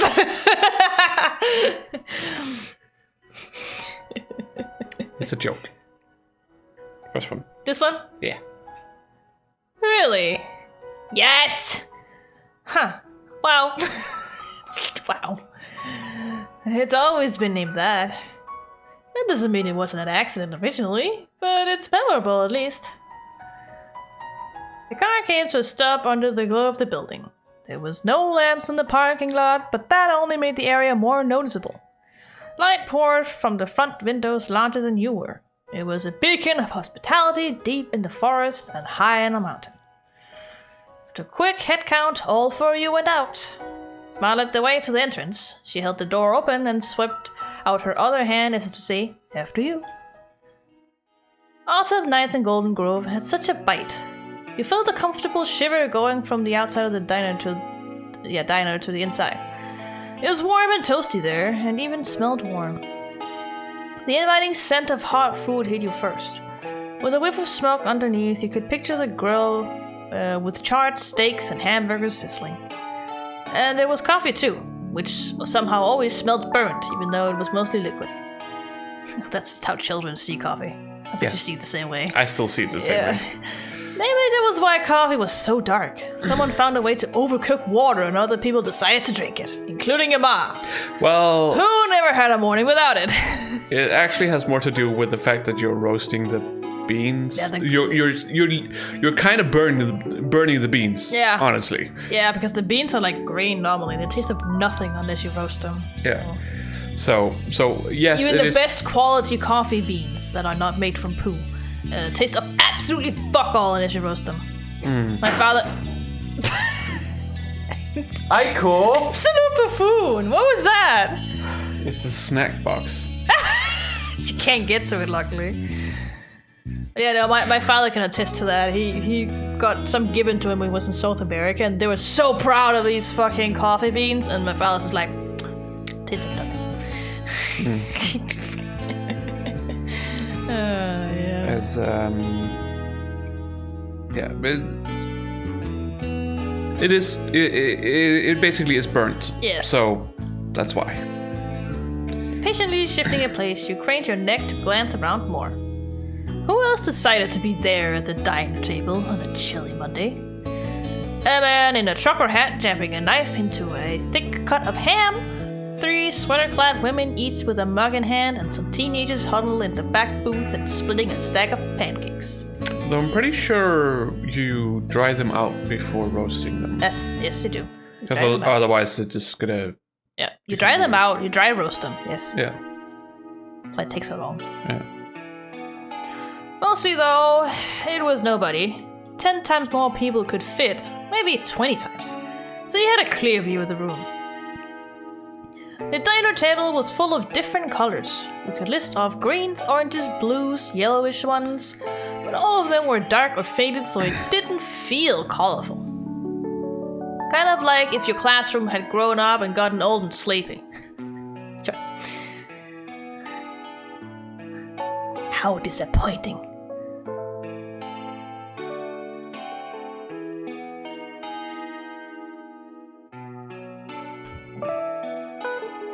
And she's up on the Cadillacs again. What do you want to choose?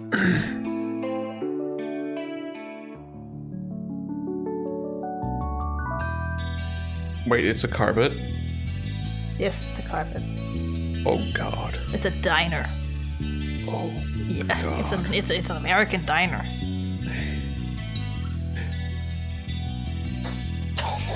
Someone's playful. Yeah.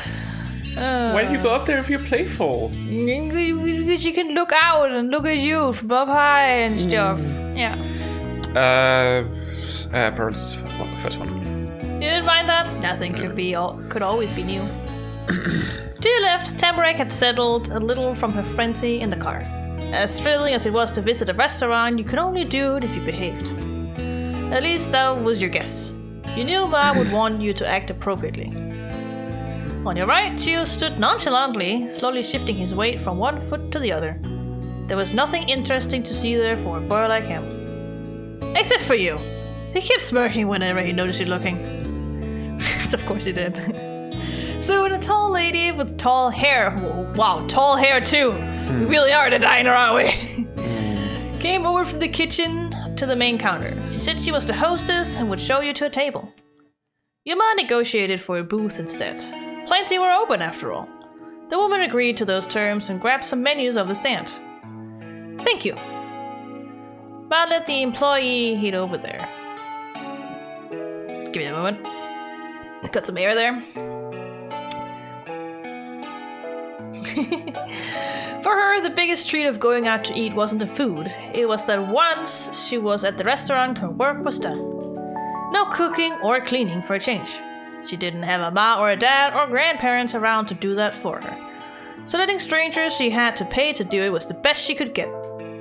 The hostess took you further into the restaurant. How about getting people to do it without paying them? That's how it happens when you have contacts. Like when my uncle worked for Avask, he used to clean for like an Italian restaurant. So once in a while, because he knew the owner so well from that, he'd just go to the Italian restaurant and get food on the house. And it's actually pretty good food.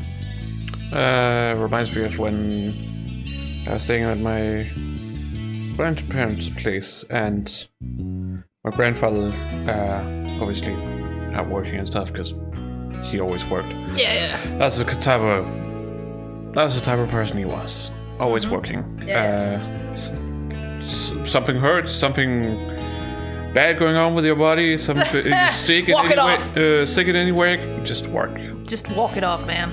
Work it off.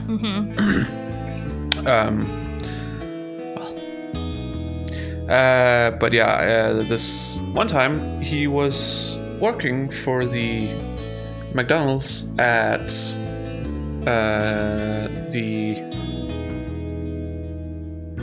What do you call that? What's the English word for that? For what? The main station in Copenhagen.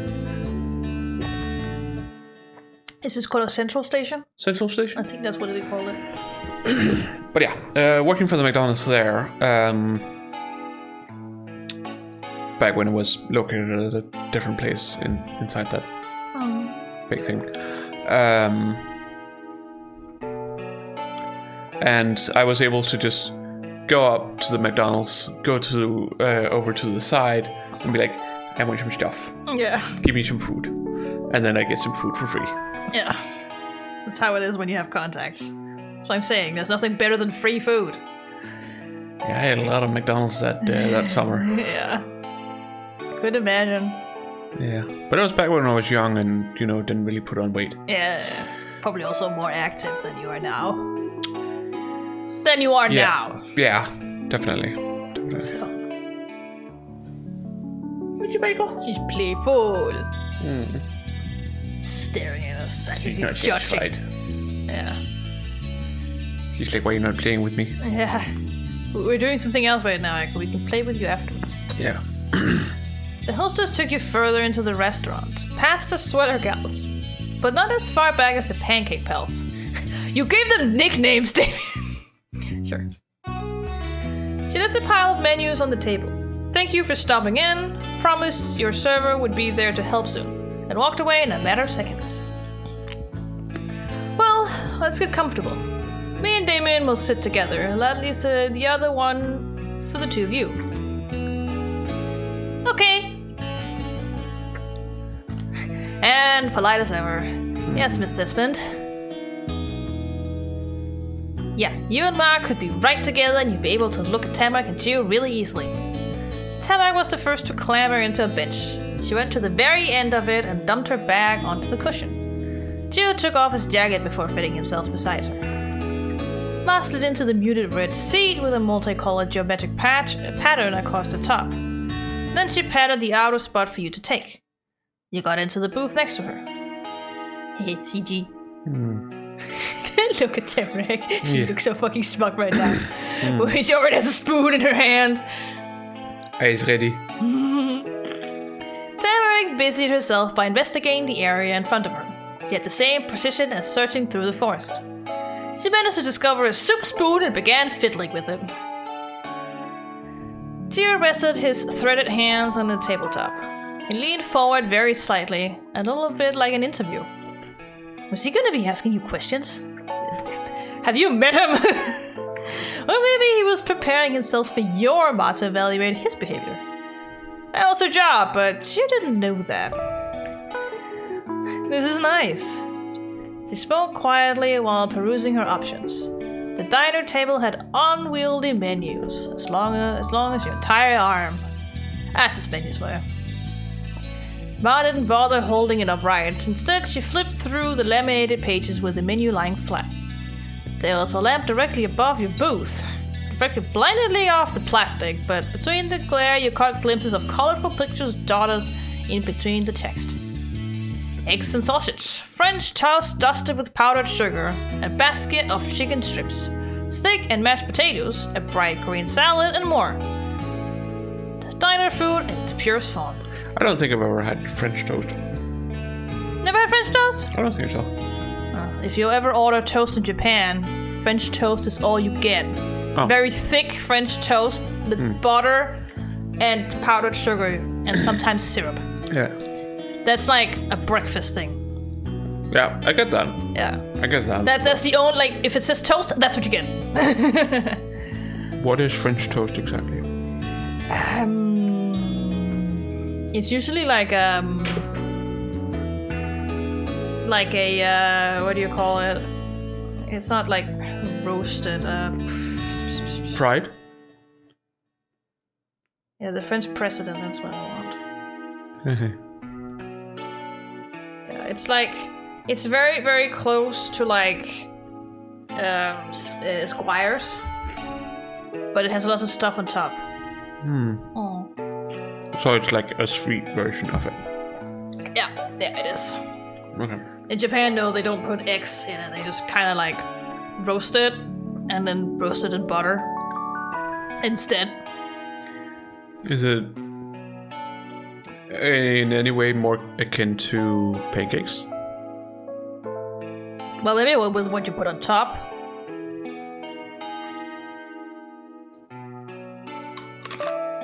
But otherwise, no. Crunchy.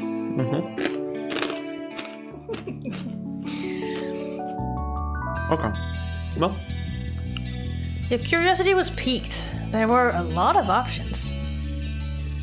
Look, there's a kids section. That'd be a good place to check. Though since it's a special occasion, it is okay to get any meal, even the pricier ones. What?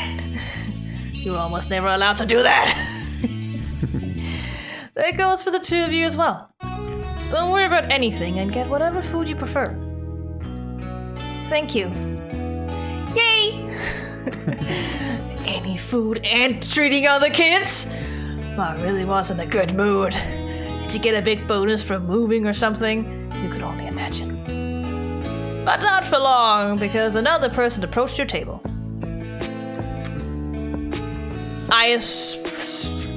Usually that's a masculine name, so I guess you get to voice them, so I get to I have voice never heard that name before. Yusuf? You never heard that before? No. Oh. Hello, I'm Yusuf. I'll be your waiter tonight. Thank you for coming. Great. Hi. Yusuf had warm brown skin and warmer brown eyes. Though it is a he, okay. His hair was cool black. He kept it up in a neat ponytail. Like Yusuf is usually it's another like version of Yusuf. Oh. The same area it comes from. So I was like Yusuf. I've heard a few people call that as well. So I'm like it's usually masculine. I had no idea about that name, so Okay. I was like, oh fucking It's no. just another version of Yusuf. Okay. Joseph? Well, yes, which is also Yusuf with a Y. You can also say Yusuf with a Y. A heavy buckle-strapped apron with a checkered pattern hid his normal clothes, and a short beard covered much of his facial features. It didn't hide his welcoming smile. He held a generic notepad and pressed a pen to it, poised for taking notes. That made you think of Jew right away. Of course it did. You only realized you'd started staring at him when a smile curled up on Gio's face. He probably got why you were looking without you needing to say so. You've been thinking of him, and he knew it. That was only fair. Gio thought a lot about you, too. The secret joke passed, and Gio turned away from you to address the server. Hey. Huh? Since when was he that casual with adults he didn't know? What the fuck? From the way Gio was with your ma, the one-word greeting came as a complete shock. Only to you, though. Yusuf responded in an even less expected way. Hey, this is not the usual company for you. I guess they know each other. That's right. Things are changing around here. You'd forgotten for a second that you knew everybody and everything, even the random waiter at a diner. I assume he's been there with his other friends from the boys' club. Probably. Yeah. Are they? Yusuf's eyes narrowed in consideration for a second. Next, Ma got special interest from him, though a different kind. Instead of looking sharply, his expression opened up in wonder. How do you know? Sorry. Cute? What are you, Danish? As a matter of fact, yes, I am. I suppose, yeah. Yeah. Sorry. It's just, I hear so many people say, like, pronounce Chinese words that has a Q in them with the normal K sound, and I'm just like, oh god, no. Well, technically I was doing a key, Yeah. like a KY sort of sound. But still. Don't mind what's happening. It's far away. I don't think it's getting caught on the microphone. That's kind of how you pronounce a Q. Yeah. Even though the Q is more of a KYU. Yeah. But yeah, you know. But yeah, no, it's completely different in Chinese. Yeah. Like, I'm sure we're not even pronouncing it entirely correctly because I can't remember where I'm supposed to put the tongue for the Q exactly. I think it's actually at the back of your throat. But how do you know Chiu, if I may ask? You may. We're his new neighbors. Ma said with a please tap on the menu in front of her. We moved into Golden Grove just yesterday, actually. Immediately, Ma added a clarification. She planted her hand in the air between herself and you. Yesterday for me and him. She... Then pointing to Tamarack on the opposite side, Yuma continued. She's like, what? Moved in a bit before us. She is not mine. She ain't my child! She might as well fucking be, Ma. Don't worry, she will be in a very platonic way. Maybe, I don't know. At least according She'll be part of our family. One way or another. Doesn't have to be marriage. No. Just like how I'm part of your family. Exactly. The other way, not so much. I wouldn't say so. No, but your parents also doesn't see it that way, like, so. It probably has a lot to do with the fact that I just generally spend a lot of time at your place. Yeah. Rather than us spending time at my place. Also just because my family is very collectivist when it comes to it. Yeah, that too. Compared to the average Danish person. Plus, because of how I grew up, I generally don't really talk to my parents much about what's happening in my life because I learned... Because you also know that they will not see it the way you do and it can create conflict. No, actually not. No. It was actually a sort of... It happened because when I was younger, I used to tell my parents about everything. Especially about whenever I get bullied. Mm-hmm. And they did nothing about it, I assume. My parents tried. Yeah. It's not like my parents didn't try, but nothing ever changed. No. So I just kind of was like, oh, okay, well, I guess it doesn't matter. I mean, I also moved school because of bullying, so... I didn't know that was an option. No, I mean... Not that I only knew that was an option because if a childhood friend that I had for many, many years started at that school. And that was like, you know what, maybe I should change school so I can go to the same school and the same class as that person, because at least then I had someone, right? That's kind of how it happened, honestly. I didn't have that option. No. If I were to change school, I would have, well, ended up being completely new to that place, knowing no one. It's only because I knew someone, and my parents also agreed to do it. Yeah. So, but, yeah. Yeah, I don't know. I learned early on that talking to my parents about my day didn't really do anything. No. Neither for me nor my parents. Not that my... I don't... What's up? Well, honestly, I don't remember much about my childhood, so whether my sister talked about her days and such, I don't know. I have no idea. I always had to get probed by my parents sometimes, but again, it's also because I kind of grew up learning that I shouldn't let all my feelings out and talk about everything because of the way my mom is.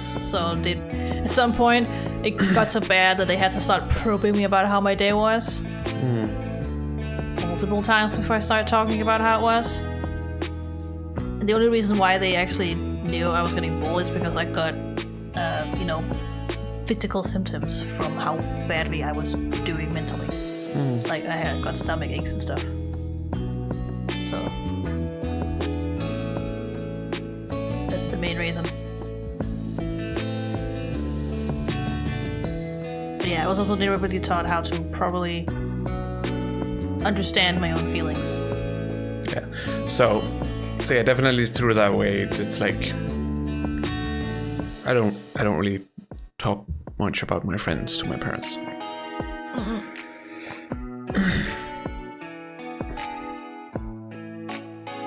I was also definitely for a while part of Max's family. I was at least always welcome, and I did spend Christmas with them once. Just like you are in my family's place.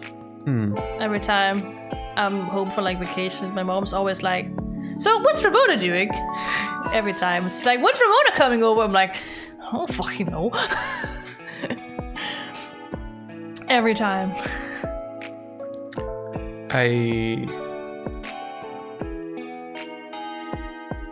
Let's just continue. This is another talk for another time. Neither is true, of course. I did get permission to take them out to dinner, however. It's all above board. Tamarack smooshed a silver spoon into her cheek. She grinned at Yusuf as best as she could with a utensil pressing her cheek down. There was an immediate shift in the man's attitude. He took the pen from paper to instead fold his broad arms. Talking to a server or someone behind a counter was really different than talking to them when they weren't working.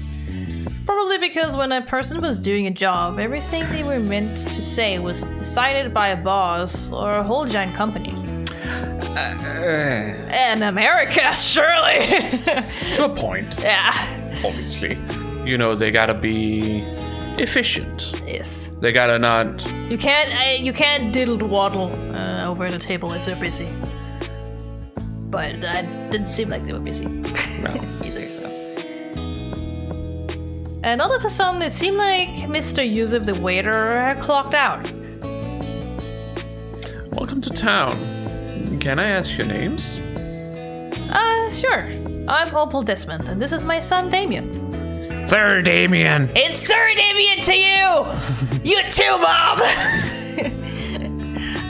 I'm Tamarack. I saw you before with my Omi and Opa. Opa like your beard. I thought that might have been you. Give your Opa my thanks. His beard is nice as well. I am Mr. Kian Yusuf. I also live in Golden Grove. Of course he does. He recited an introduction exactly the way Chiyoko would have wanted him to. Well, besides spelling it out. Mr. Kian Yusuf might have questioned how you knew Chiyoko first, but you were wondering the same thing about him. He lifted the notepad in front of his chest, returning to being a waiter. Can I get your order? That's not what he's saying. No. I also don't think he speaks like a fucking South American. No, sorry. Especially because I'm pretty sure we live in the northern part of... They live in the northern part of America, as far as I remember. I'm pretty sure there was a state named, so... Yeah, I don't remember, but yeah, definitely the northern part. But no, sorry. Do you want to make a joke? Just reminded me of something. So, can I get you anything to drink? Just water is fine. motto. That's so fucking fancy. Yeah, you could have said that for her. It didn't matter how big an occasion it was. Paying for drinks at the restaurant was still going too far. Nice! Then let me rephrase. What I meant to say, or what I mean to say is, please get a drink. It will be on the house. Oh no, you don't need to do that. Your dad was like, wait, what? Free drinks? I know, but I would like to do it. I'm only filling in as a server tonight. I am allowed to make those decisions. Oh, does he own the whole thing? He says he's only filling in tonight. I don't know. Even when insisting on something, Mr. Yusuf had a gentle way of putting his words. You could have been the narrative for a storybook, no problem. I saw it more as he doesn't actually work there. He's just here this one night, so I'll just fuck it up as much as possible.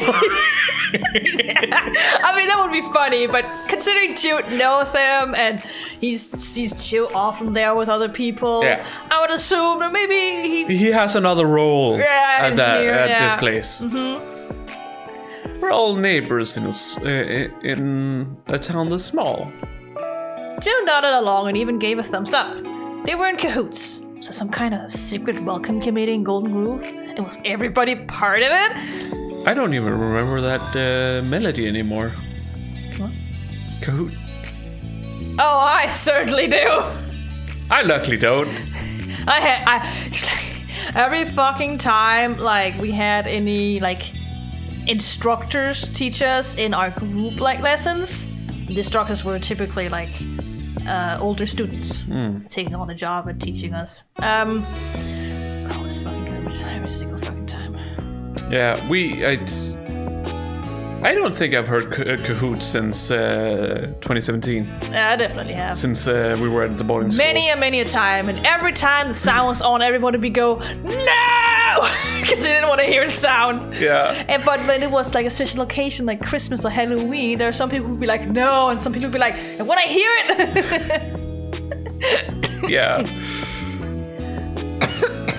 You okay? Get me to drink. Yeah. I got some fucking phlegm down my throat when I was laughing. Just continue. Yeah. What harm is there in being hospitable to those you'll be seeing often?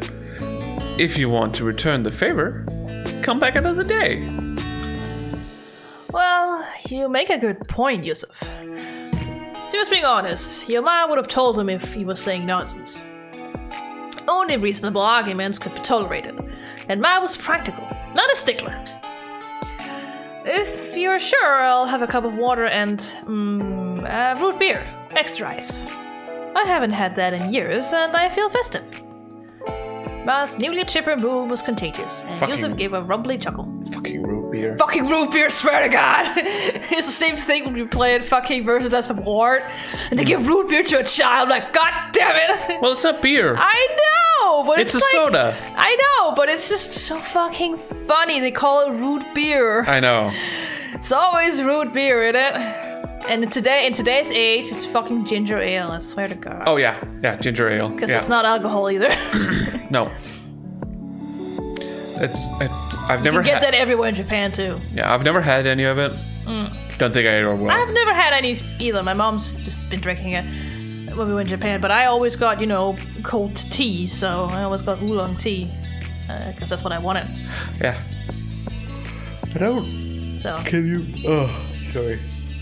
Can you get that in Denmark? I think you can, some places, but it's not as common. Maybe Netto or something like that? I don't know. Ma's newly chipper mood was contagious, and Yusuf gave a rumbly chuckle. It's a festive day, is it?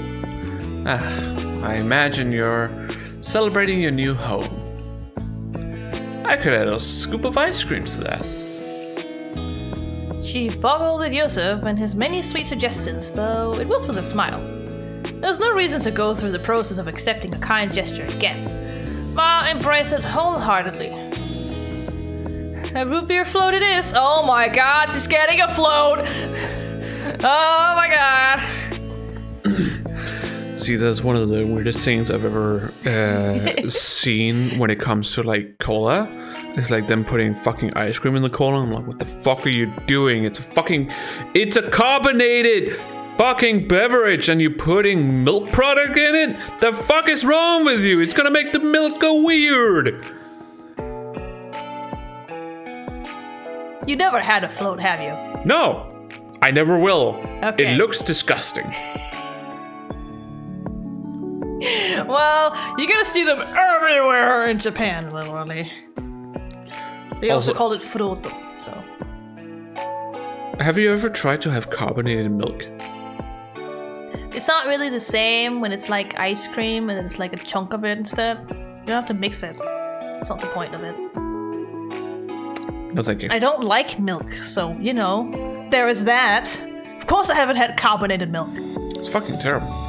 But no, it's fucking just give me some fucking ice cubes. Jesus.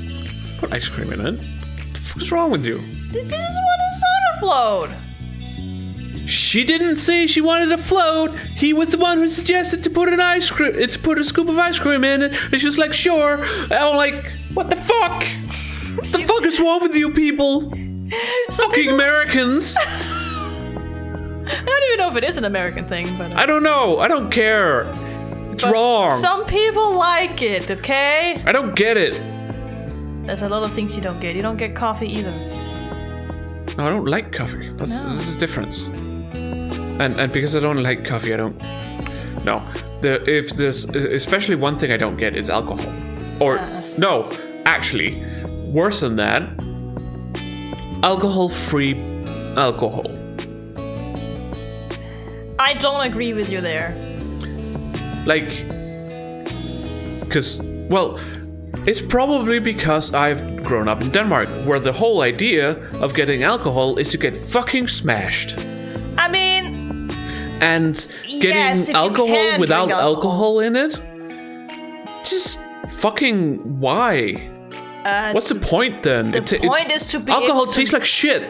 Well, that's your opinion. I mean, I don't want alcohol-free beer because I don't like beer, but I've had alcohol-free wine many times because sometimes it just feels like to be able to drink something akin to wine with everyone else when you can't drink alcohol.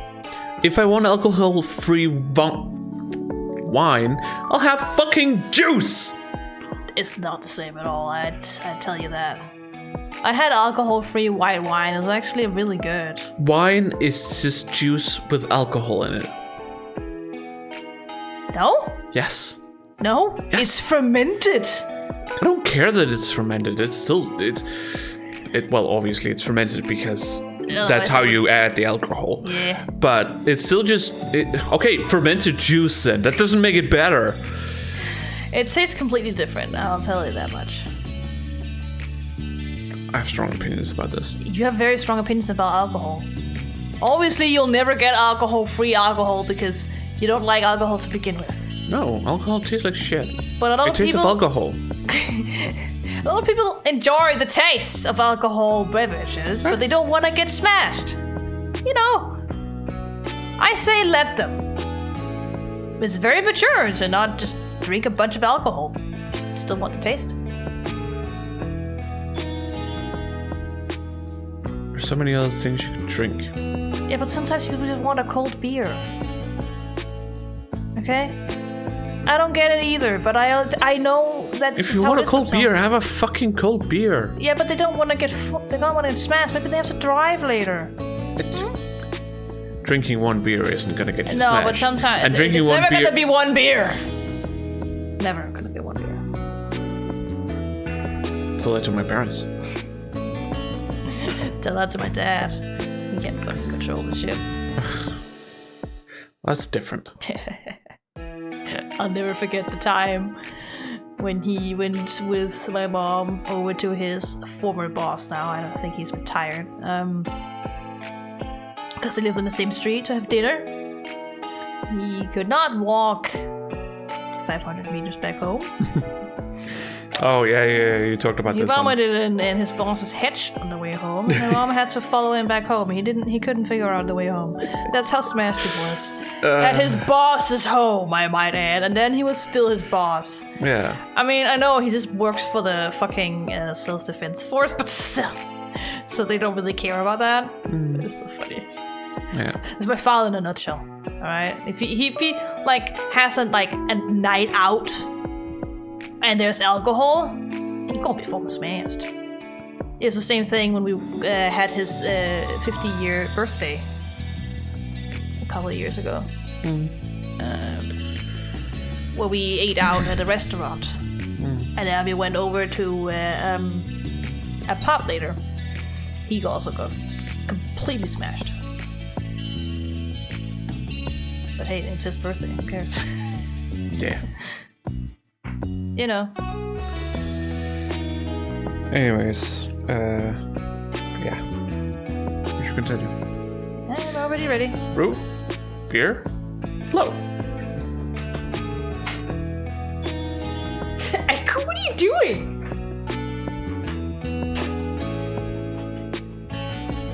Aiko, you need to stop that. I'm pretty sure it's the thing from my bike. Maybe you should check. That and the other papers too. Yes, he's going at it right now. Then we just. What are you doing? No, it's on the luxury bike because I put it in here. Okay. Yeah. Okay. What are you doing? Am I supposed to take this away? Are they in the way? She's gonna fall down.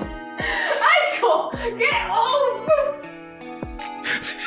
She doesn't understand. She's like, what happened? Why'd you move me? Whatever.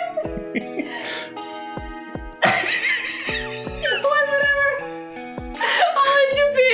I'll take them down another time. One of them's gonna fall down in a bit.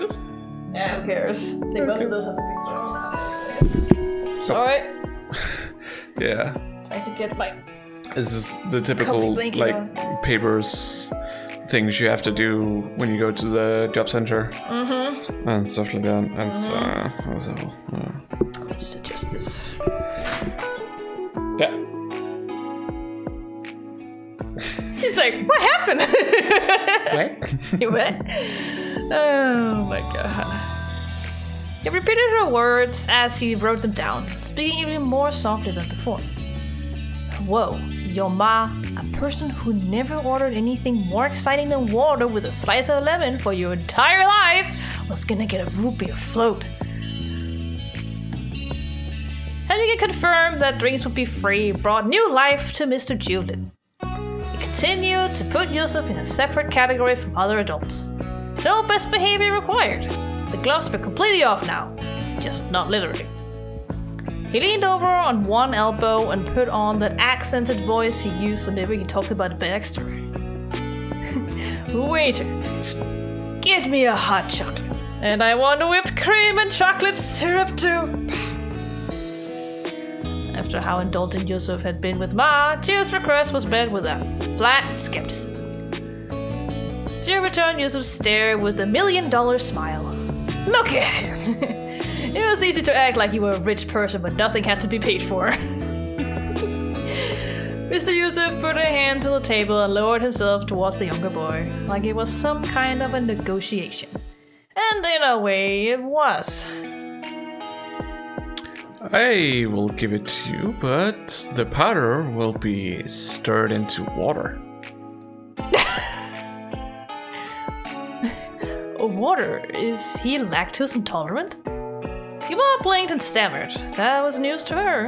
It was news to you too. Yusuf stood tall once again. He told the facts straight. Yes, Mr. and Mrs. Lin only let him have hot chocolate occasionally because of that, and only when it's made with water. No, thank you. What? I do not want to be lactose intolerant. No! Why would you want to be lactose intolerant? It fucking sucks. It must suck. But I think this is more a choice for like, if you're lactose intolerant yourself as a player. Yeah, I know. It'd feel nice to, Yeah. insert yourself there. Yeah, But I get that. neither of us are lactose intolerant. Oh my god. Too bad for him and good for you. You could drink milk by the gallon if you wanted. None of us are lack of toes intolerance. Exactly. Except for that one small lizard in that D&D campaign who was called lactose intolerant, and because he was a lizard, he was also lactose intolerant. Well, yeah, it's because he's a lizard. Exactly. Can't take milk. Nope. Because They don't have lactase because they don't need it. nope. Just like any other bird. They may not be here in person, but I will still follow their wishes. Fine, you can make it with water. You just witnessed an incredible downside of being so well known. Everybody was aware of what you weren't supposed to be doing and could call you out on it. Though Jill was a compromiser, not a quitter. Can I still have the whipped cream? That's the most important part. Jill squeezed his hands together. The person at an interview post morphed into a pitiful beggar act. Hello. His big shot rich guy attitude sure hadn't lasted long.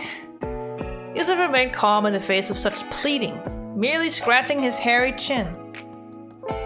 Pearls? I heard that, Pearls. Yeah. Because I respect your parents, I won't give their son a full cup of milk. But because I'm not your parent, I can look past a bit of whipped cream today. Pearls! Pearls! Stop that! She's still doing it. Hey! Slip wet. Nope. Nope.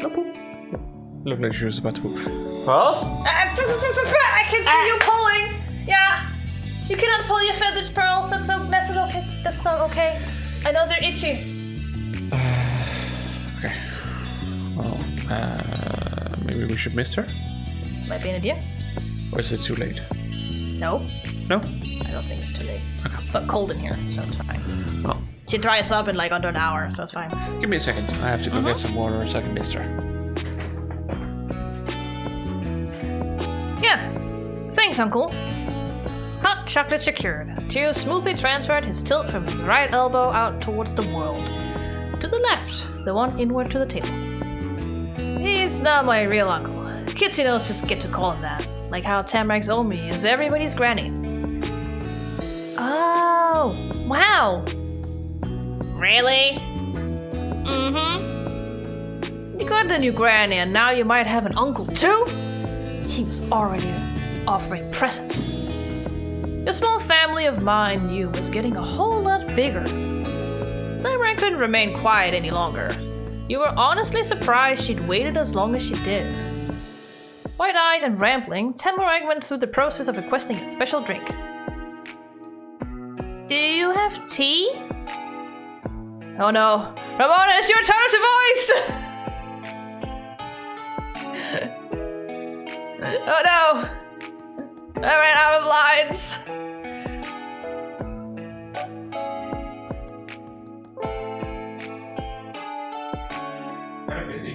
Yeah, I know.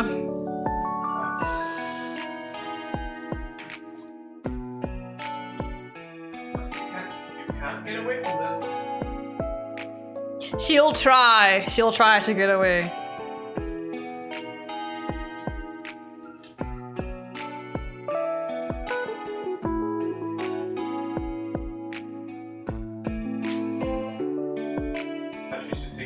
Yeah, she's like, you know what, whatever. I'll put more water in. So. Oh, light went down? Yeah, she's like, where did mom go? And then she jumped down. Let's remove these papers.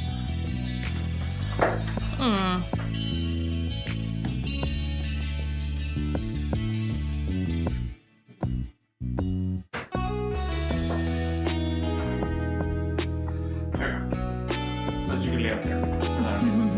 Without any problems whatsoever.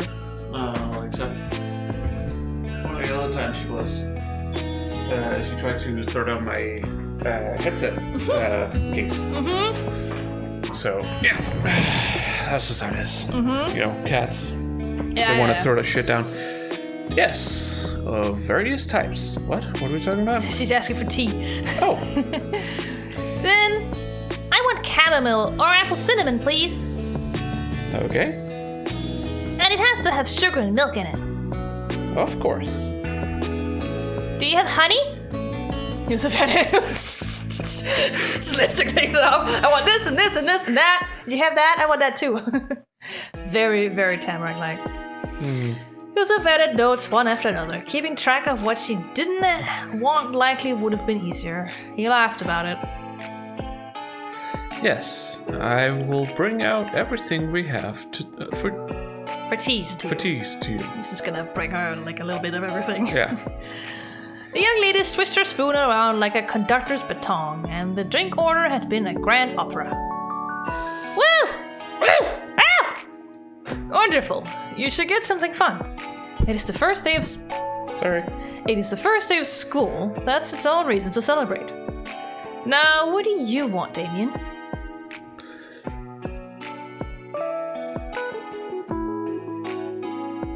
Well, we're telling the waiter.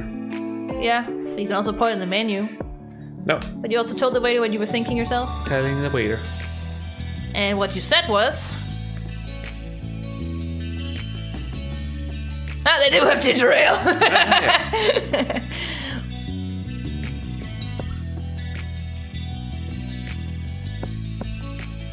Do they have? Huh? Apple cider. Yeah.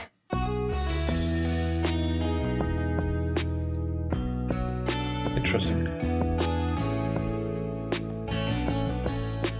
I wasn't sure if there was like. I love that you can get coffee. I'm not sure Mom would agree on that part. No. Oh. Oh, there. I wasn't sure that you could get like very low alcohol percentage cider in other places. I'm pretty sure you can. Because you can get like ciders in Denmark that children can have. Yeah. I'm pretty sure you can in other places. America can be warning them.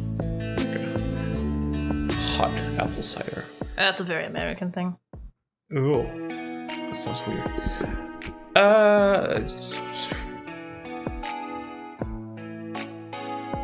A fucking milkshake. Oh, where'd you go? Oh, you want a milkshake? Was I put out here? Yes, she was. That's why I did this. Oh, But she went away. where'd you go? I didn't see her. That way, I think. Okay. She went out. You want a milkshake? Yeah, milkshake. You were unstoppable.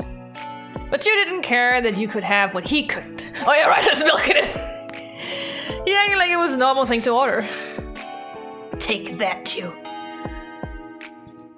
Oh, that is technically a drink, even if it is a dessert. Dessert in liquid, yes. A dessert in liquid form. And I'm getting a root beer float. It'd be hypocritical to draw the line there. Alright. Sure thing, Ma. The fuck is wrong with the milkshake? Just saying, technically it is a dessert in liquid form. We're at a fucking American diner. You gotta have a milkshake. Nobody else agreed, apparently. Well, these two are also weird. Also, one of them is lactose intolerant. True. Didn't stop him from trying to get a chocolate milk. It tastes good. He just can't have it. No, instead of a hot chocolate, we're having a chocolate milkshake. Take that, you. Because that's my favorite. Milkshake. After a nod, Yusuf transferred the pen to the same hand that held the notepad. He lowered them both. I'll return shortly with your drinks. Please, take a minute to browse the menu. He left you there, leaving with wide, purposeful strides. Ma watched him walk away. Small-town hospitality is a real treat, isn't it? Yeah. Yeah. You quietly glanced through the meal options. during that time, the man who had the ham on the hat left. Okay. The ham was gone. He still had the hat. Okay, Damien. Child logic. It was the guy who was eating the ham. Yeah, I know. Yeah. Then Yusuf reappeared to serve a round of drinks. He put in the dinner order before he left you to enjoy his gifts. And it was awesome! You chucked your milkshake, wondering if you'd get a refill if you finished fast. Probably not. I would say no. Chiyo knocked back his mug of hot chocolate with gusto and got a whipped cream moustache for his effort. Tamarack poured in so much milk, sugar, and honey that her tea spilled over the top of the cup. Why am I not surprised? You probably shouldn't have left it alone to her. No! But here we are. Here we are! I hope it has a saucer. It probably has a saucer, yeah. She got the level back down by bringing her face near the table and sucking up the drink without touching the glass. Finally, she made use of that spoon she'd been cradling the entire time to mix the sweet slurry. A little more drip down the sides. Yuma savored the once-in-a-decade root beer float as slowly as possible. She didn't care if the ice cream melted. Nothing was loud or fast or busy at the diner table. It's fucking me up that it says diner table. Seriously. A person pretty much had to take it easy in a place like that. There was no other way to be. You know, you're supposed to read the word and then say the word. Yeah, I do! But my brain still fucks it up. It wants it to be dinner table. Yeah. When it arrived, the main course tasted okay. Food was food, and you'd rather not be hungry. Tamarack and Chiyo stuck to grown-up appropriate conversations over dinner, like what you learned in class. There were a lot of things Kid could only talk about with each other. Ma shared all about her day, including an exciting story about how she thought there was a mouse in her bedroom. Okay. But after catching it underneath one of the moving boxes, it turned out to be a larger than normal heap of dust. She insisted the bad lighting in there could have fooled anyone. And then the food was gone. Sort of.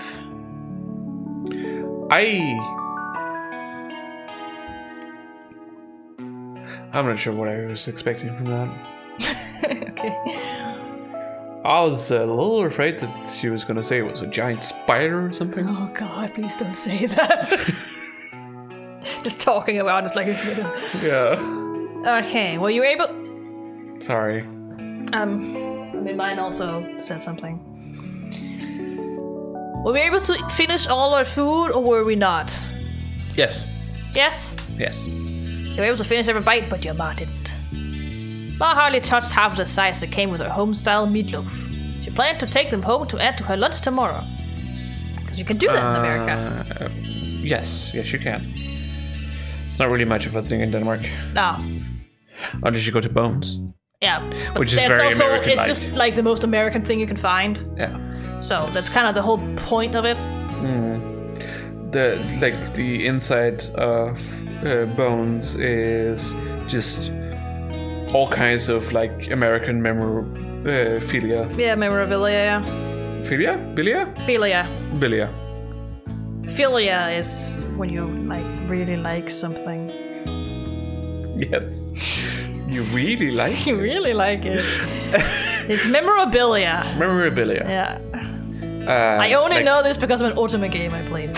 That's the only reason why I know that word. It's so funny. Yeah. So like all kinds of like famous people from America, all kinds of like American cars, Signs.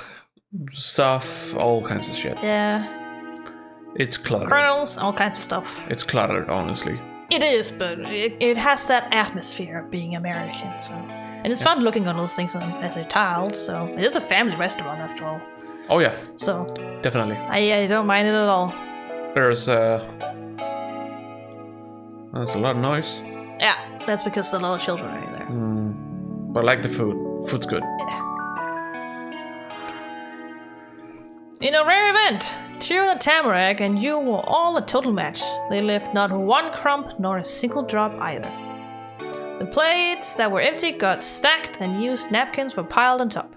You made sure the table was as neat as a mess of dirty stuff could be. That tower of dishes caught your waiter's attention, and Yusuf approached your booth once more. You always had something in hand when you stopped by.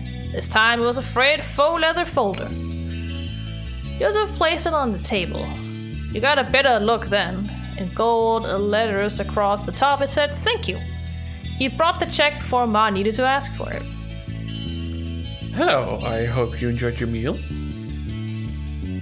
They were wonderful. Thank you for asking, and thank you again for the drinks. Ma's price brought a grin to Yusuf's face. The local waiter toyed with a buckle on his apron, straightening it like it was a Medal of Honor pinned to his chest. He'd served his customers well that night. What you want? I'm getting real tired. Yeah. Thanks for coming in. You pay at the front. Sure, I'll handle it. Oh, and can we get a couple to-go boxes? Yes. That's great. One more question. My lord have what? Yes. Yes. Yes. Yes. Yes. Yes. That just makes me think of fucking Dr. Hardy, please. Oh no. Yes. Oh god, no. Yeah. Please no. My lord her voice in an exaggeratedly strained whisper, as though the people in the next booth over were secretly listening to the conversation. The diner table? Really? What the fuck's wrong with you? She had seriously not let that go! Is the pun on purpose, or did someone miss an N? Grimacing, Yusuf glanced over his shoulder. He shared her pain and her concerns about being her. I would not have chosen that if it had been up to me, but yes, that is the intended name. Huh. There you have it. You were right, Damien. Of course I was! I'm always right. That's all. Thank you for your gracious help tonight, Yusuf. We feel extremely welcomed. Glad to hear it. Good night, everyone. Bye. Bye. Bye. Yusuf offered one last friendly smile, then took the pile of dishes and 2 cups off to the kitchen. Could you stand up for a minute, dear? I need to go past. You scooted out of your seat as she asked. Scoot, scoot. Scoot, scoot. Ma had a few words as she got to her feet. Stay in the booth while I'm gone. I'll come right back then we'll pack up the leftovers and head home, okay? Yeah. She left at the opposite direction Yusuf was gone. Her footsteps were muted thumps against the thin carpet. It's definitely a carpet. You had the booth to yourself then. That's horrifying. Yeah, none of the grown-ups were left. When she was sure there was no grown-ups, it's time to be a fucking trouble child. He probably stretched himself farther across the table, poised like he was ready to pounce. I found the stuff. Oh yeah, right, we left him stuff, that's right. And that was as long as he could hold a straight face. She erupted with laughter. I can't believe you broke into my backyard again. How did you know? I've gone in there before. Yeah? I was talking about him. Wait, yeah?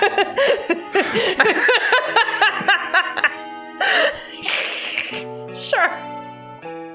That's kind of funny, not gonna lie. I was like, wow, how did you know? Just like, wait, what?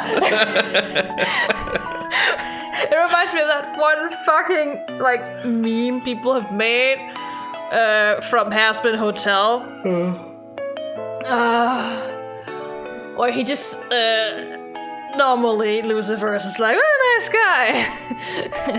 And she's like, he was flirting with you. It's like, wait, what? Mira's just like, you know, how did you know? I was like, wait, what? You been there? Fucking face is great. Yeah. Oh. Yeah, I've gone through there lots of times, whenever I want to get to the path. Woo! Success! If you want to keep people out so much, get a fence! You're not the only one who can do people favors, Chio. What do you want to say? Fence. What? Fence? You want to tease the shit out of him? I can't get a fence. I'm 10 years old. Make your parents do it. Fine. It was pretty cool, especially the free candy. Thanks. Yeah, that was our idea because we took a whole fucking load. Tamarack was brimming with pride over the results of her adventure. Gio sighed softly and the patting stopped. Yep returned to peace. And then Tamarack gave a big stretch. You could watch her reach up her arms and the spoon, and you could sense the movement of her legs under the table. Omni and Upper might really be asleep when I get home this time.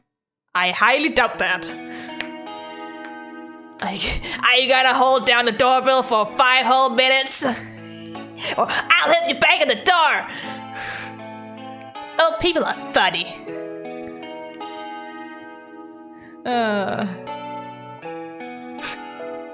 What you gonna do? Either bang on the door or joke about holding down the doorbell. Which one? I don't know. I'll help you bang on the door. Thank you! Maybe I'll have to sleep outside. I'll hide under a bush in my backyard. What? Not really, look it up. Sure. You just suddenly got fucking concerned. Like, wait.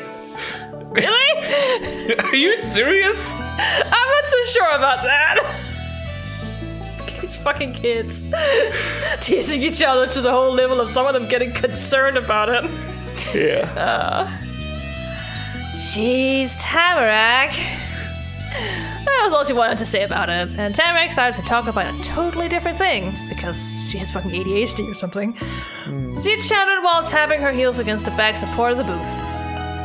I came to this diner place a few days ago. Before that, I'd never seen it. Cool. I've been here tons of times. Me and my mom and dad are regulars. Wow. I'd never been a regular before. But you could be now. 2 down, 8 to go for Tamarack. 1 down, 9 to go for Damien. I guess you need 10 times to be a regular. Maybe.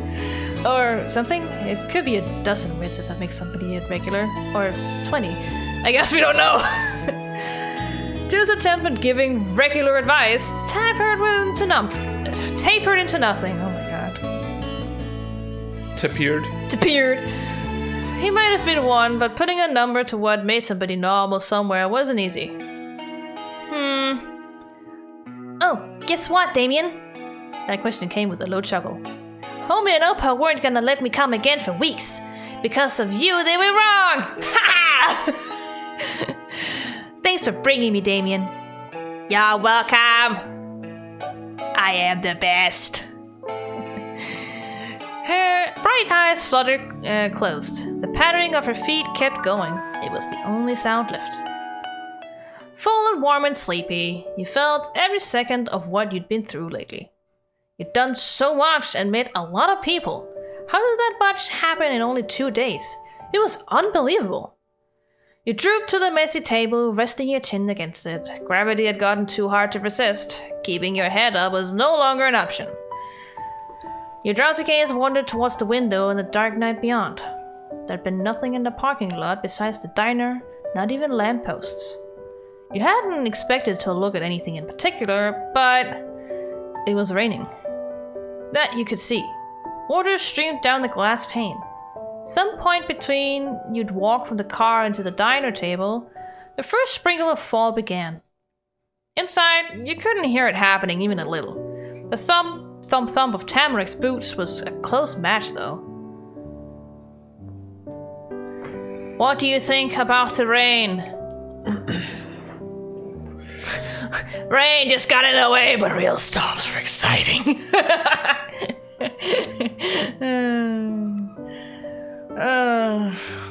Probably the one underneath. This one? Yeah. Rain could be nice sometimes. Some days you wished it'd go away. Well, actually, even more, you stared absent-mindedly at the black panel. Each time you opened your eyes after a slow, heavy blink, the pattern of droplets clinging to the window changed. There were endless orange and red and yellow and gold leaves in the grove, but that wasn't everything striking about the current season. The weather, with thick grey clouds that showered the world, was just as important to be core autumnness of a place. When you thought of fall, the picture in your head was of leaves and drops of water falling. And it had arrived. You'd arrived too. When your family wanted to go out to eat, you went to the local diner and the waiter there treated you special because you were a local.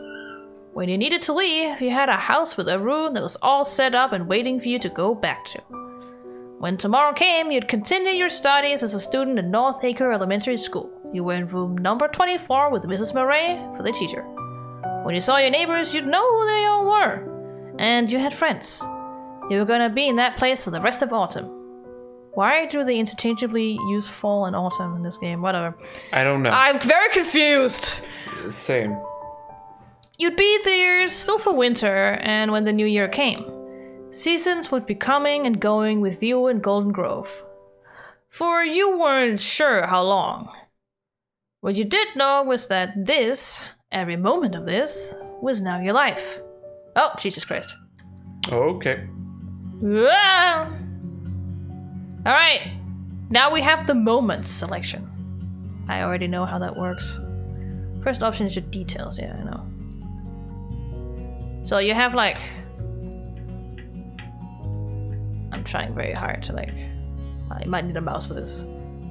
You're able to highlight them. Yeah, but I can't highlight the other one. You were able to do that before. Yeah, I know. But I can't right now, which is why I'm like... It's called a skill issue. Yeah, sure it is. I can't. Something. I'm tired. You tired? Yeah. You want to wait with this until next time? Oh yeah, definitely. Yeah, we could do that. I'm a bit too tired for that. You might do this later on in the week, perhaps. Maybe. We'll see. Yeah. I don't think this is going to be too long. Maybe 2 hours. Yeah. That's what I think. Well, guess we didn't get to end it this time. It was going on for a bit longer than we thought. But We also had some long talks here and there. yeah. But it'll definitely be done next time we stream, because it's not going to be that long. I know it won't be that long. Oh, it's more like, I'm gonna make sure that's not gonna happen. No, you're not. We're even if you make long talks, we're gonna keep going until we're done. So you better strap up. Oh no. All right. I guess it's a good thing I have some energy drinks right now. Well, we're gonna be streaming Steins Gate tomorrow, so it definitely won't be before like Thursday or Friday or Sunday. Yeah. We'll have to see when we have energy. Probably not Sunday. No, if it's Friday, it's probably going to be a bit earlier, because I probably have work. But Friday might be a bad idea.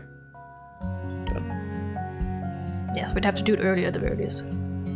So it's only if you can stream 3 days in a row. 3 days see. in a row, yeah. we'll see how we feel Thursday. Yeah, But it would definitely be the optimal day for it. it would if we could do it 3 days in a row. So, well, we'll figure it out. Yeah. I mean, we have been able to do, Steam Next Fest. Yeah, once in a while it's alright. But yeah. Time to save. Save it is. Voice. Okay. Yes. We're now at the end of the stream. Yep. Bye.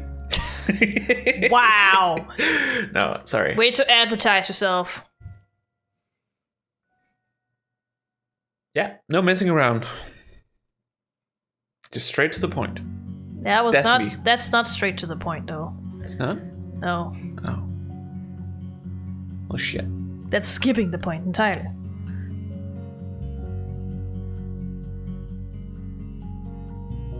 Also, you getting straight to the point? I laugh! That's not how you work, and you know it. That's how I work. That's how I work. That's not how you work. You do? Yeah, that is how I work. Since when? Since I was a fucking child. I'm just being polite most of the time. I'm not much for idle chatter. Never been.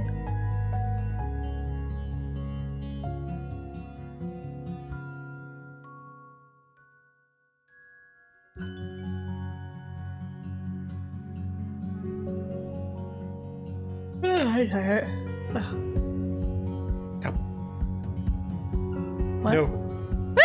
Made you yawn too. Nice. Damn you. So, have you enjoyed this? If you did, you can I definitely enjoyed it. Yeah. But I also enjoy more Chio every time. And if you aren't following us, you can follow us here on Twitch. That way you will be notified whenever we stream, because as witnessed today, we don't always stream on our scheduled times. Nope.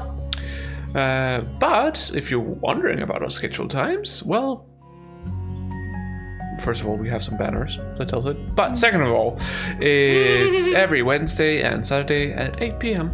Central European Time. Yep.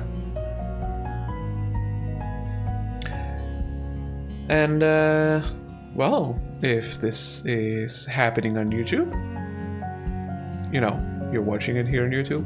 Yeah, because, you know, we put our VODs up on YouTube. Yes. Give it a like if you liked it, and if you're not subscribed, you can subscribe, you know? Yes, that would be much obliged. Because, yeah, not only do we upload these VODs, we obviously also upload the VODs for our scheduled streams. All the streams we do, we upload the VODs for. Yeah, basically. And we also are currently doing a pre-recorded series where we are playing through Final Fantasy VII Rebirth. Yes. We're slowly getting there. At a much, quicker pace now than we have done before, so that's nice. Yes. We'll finish it eventually. Yeah. Yeah. Wanted to have had it out yesterday, but things got delayed and stuff like that, so Yeah. wasn't able to. Yeah. But it'll definitely be out in... maybe in an hour? You expect me to be up any further? Yeah, it's definitely coming out today. Okay. You don't really have to do anything else but render and then post it. So. No, but rendering is still gonna take half an hour. Yeah, but you can, get ready for bed meanwhile. Which means it'll be tomorrow. Not for everyone, okay? No, but for us it'll be Yes, tomorrow. I know, but that isn't the point. What is your point? Well, if they're Japanese, it's definitely tomorrow. It's already tomorrow. Then it's still today as I'm saying this, though.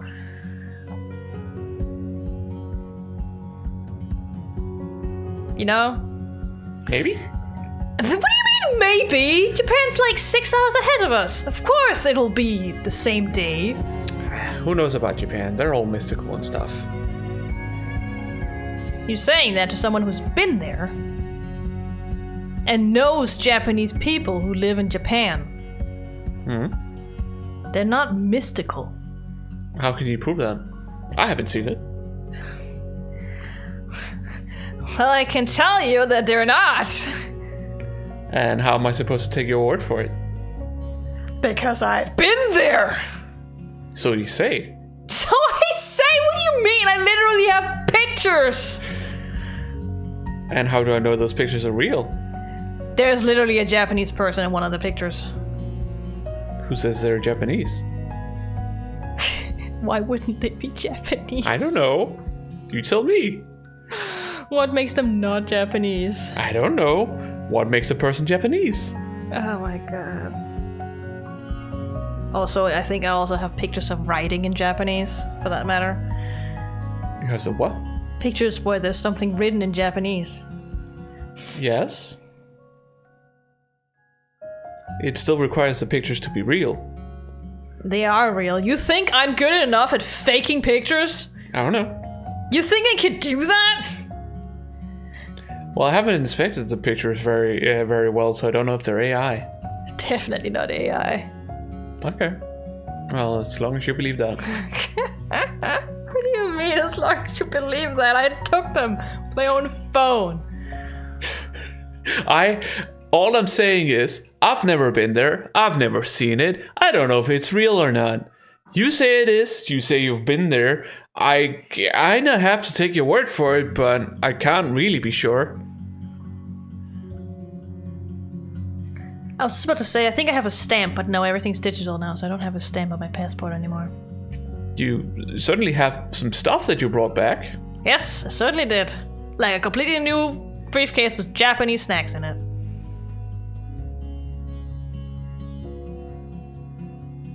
Right, you got an extra one, yeah. Yeah, we had to go buy an extra one. We had to go to like a shopping center and then talk to a clerk about finding one we could afford to bring all the snacks into, because there were so many. And you have some other stuff. You've given me some stuff. Yeah. And such, but how do I know they're from Japan?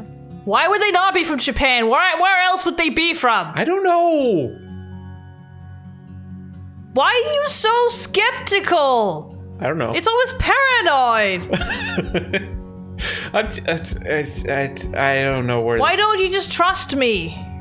I do. We live together. I do trust. Why is this a problem at all? I don't even remember where I was going with this. I think you were just making a fucking joke. Yeah, I don't know. I think that's what you were doing. Where did I start this? I don't fucking remember. Oh yeah, we talked about the times time zone of. Yeah. Of yeah, Japan. right. Yeah. But yes. Anyways, yeah. Different time zones, different places, or For someone, the video's going out the same day as we're saying this.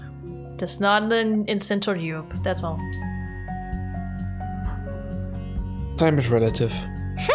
So it doesn't matter anyways. No. It'll come out when it'll come out. Yeah, as I said, it's probably about an hour. Give it a take.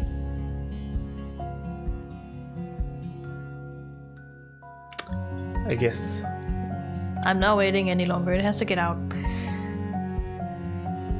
Well, it's not gonna help by us waiting here. Nope, definitely not. Am I missing anything else? No, I don't think. I don't think so. Okay, well. Yeah, I guess we'll see you guys tomorrow Yep. for our stream. Steins Gate. More Steins Gate, yeah. Yes. It's interesting. Not necessarily exciting. Well, I wouldn't say the first half of the game is the most exciting, anyways. No, but it's interesting. That's for sure. People have always called it kind of a slow burn to begin with, so obviously it's not exciting. I feel like I hear that about a lot of stories. Yeah, but Steins Gate especially, that's what a lot of people say. Okay. You keep talking about these people. People on the internet who's both watched it and played the game. That could be a lot of people. Yeah. My mom's on the internet. She one of probably them? hasn't watched or played it now. No. Also, why do you keep making this into fucking arguments? I don't know. Just take my word for it. Jesus! I don't know what's Why must you happening. attack everything I'm saying right now? Oh my I god. don't know. I'm tired. That doesn't give you the right to snap back at me with jokes and sarcasm.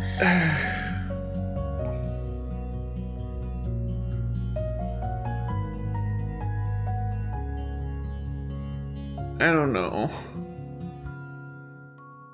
I don't know.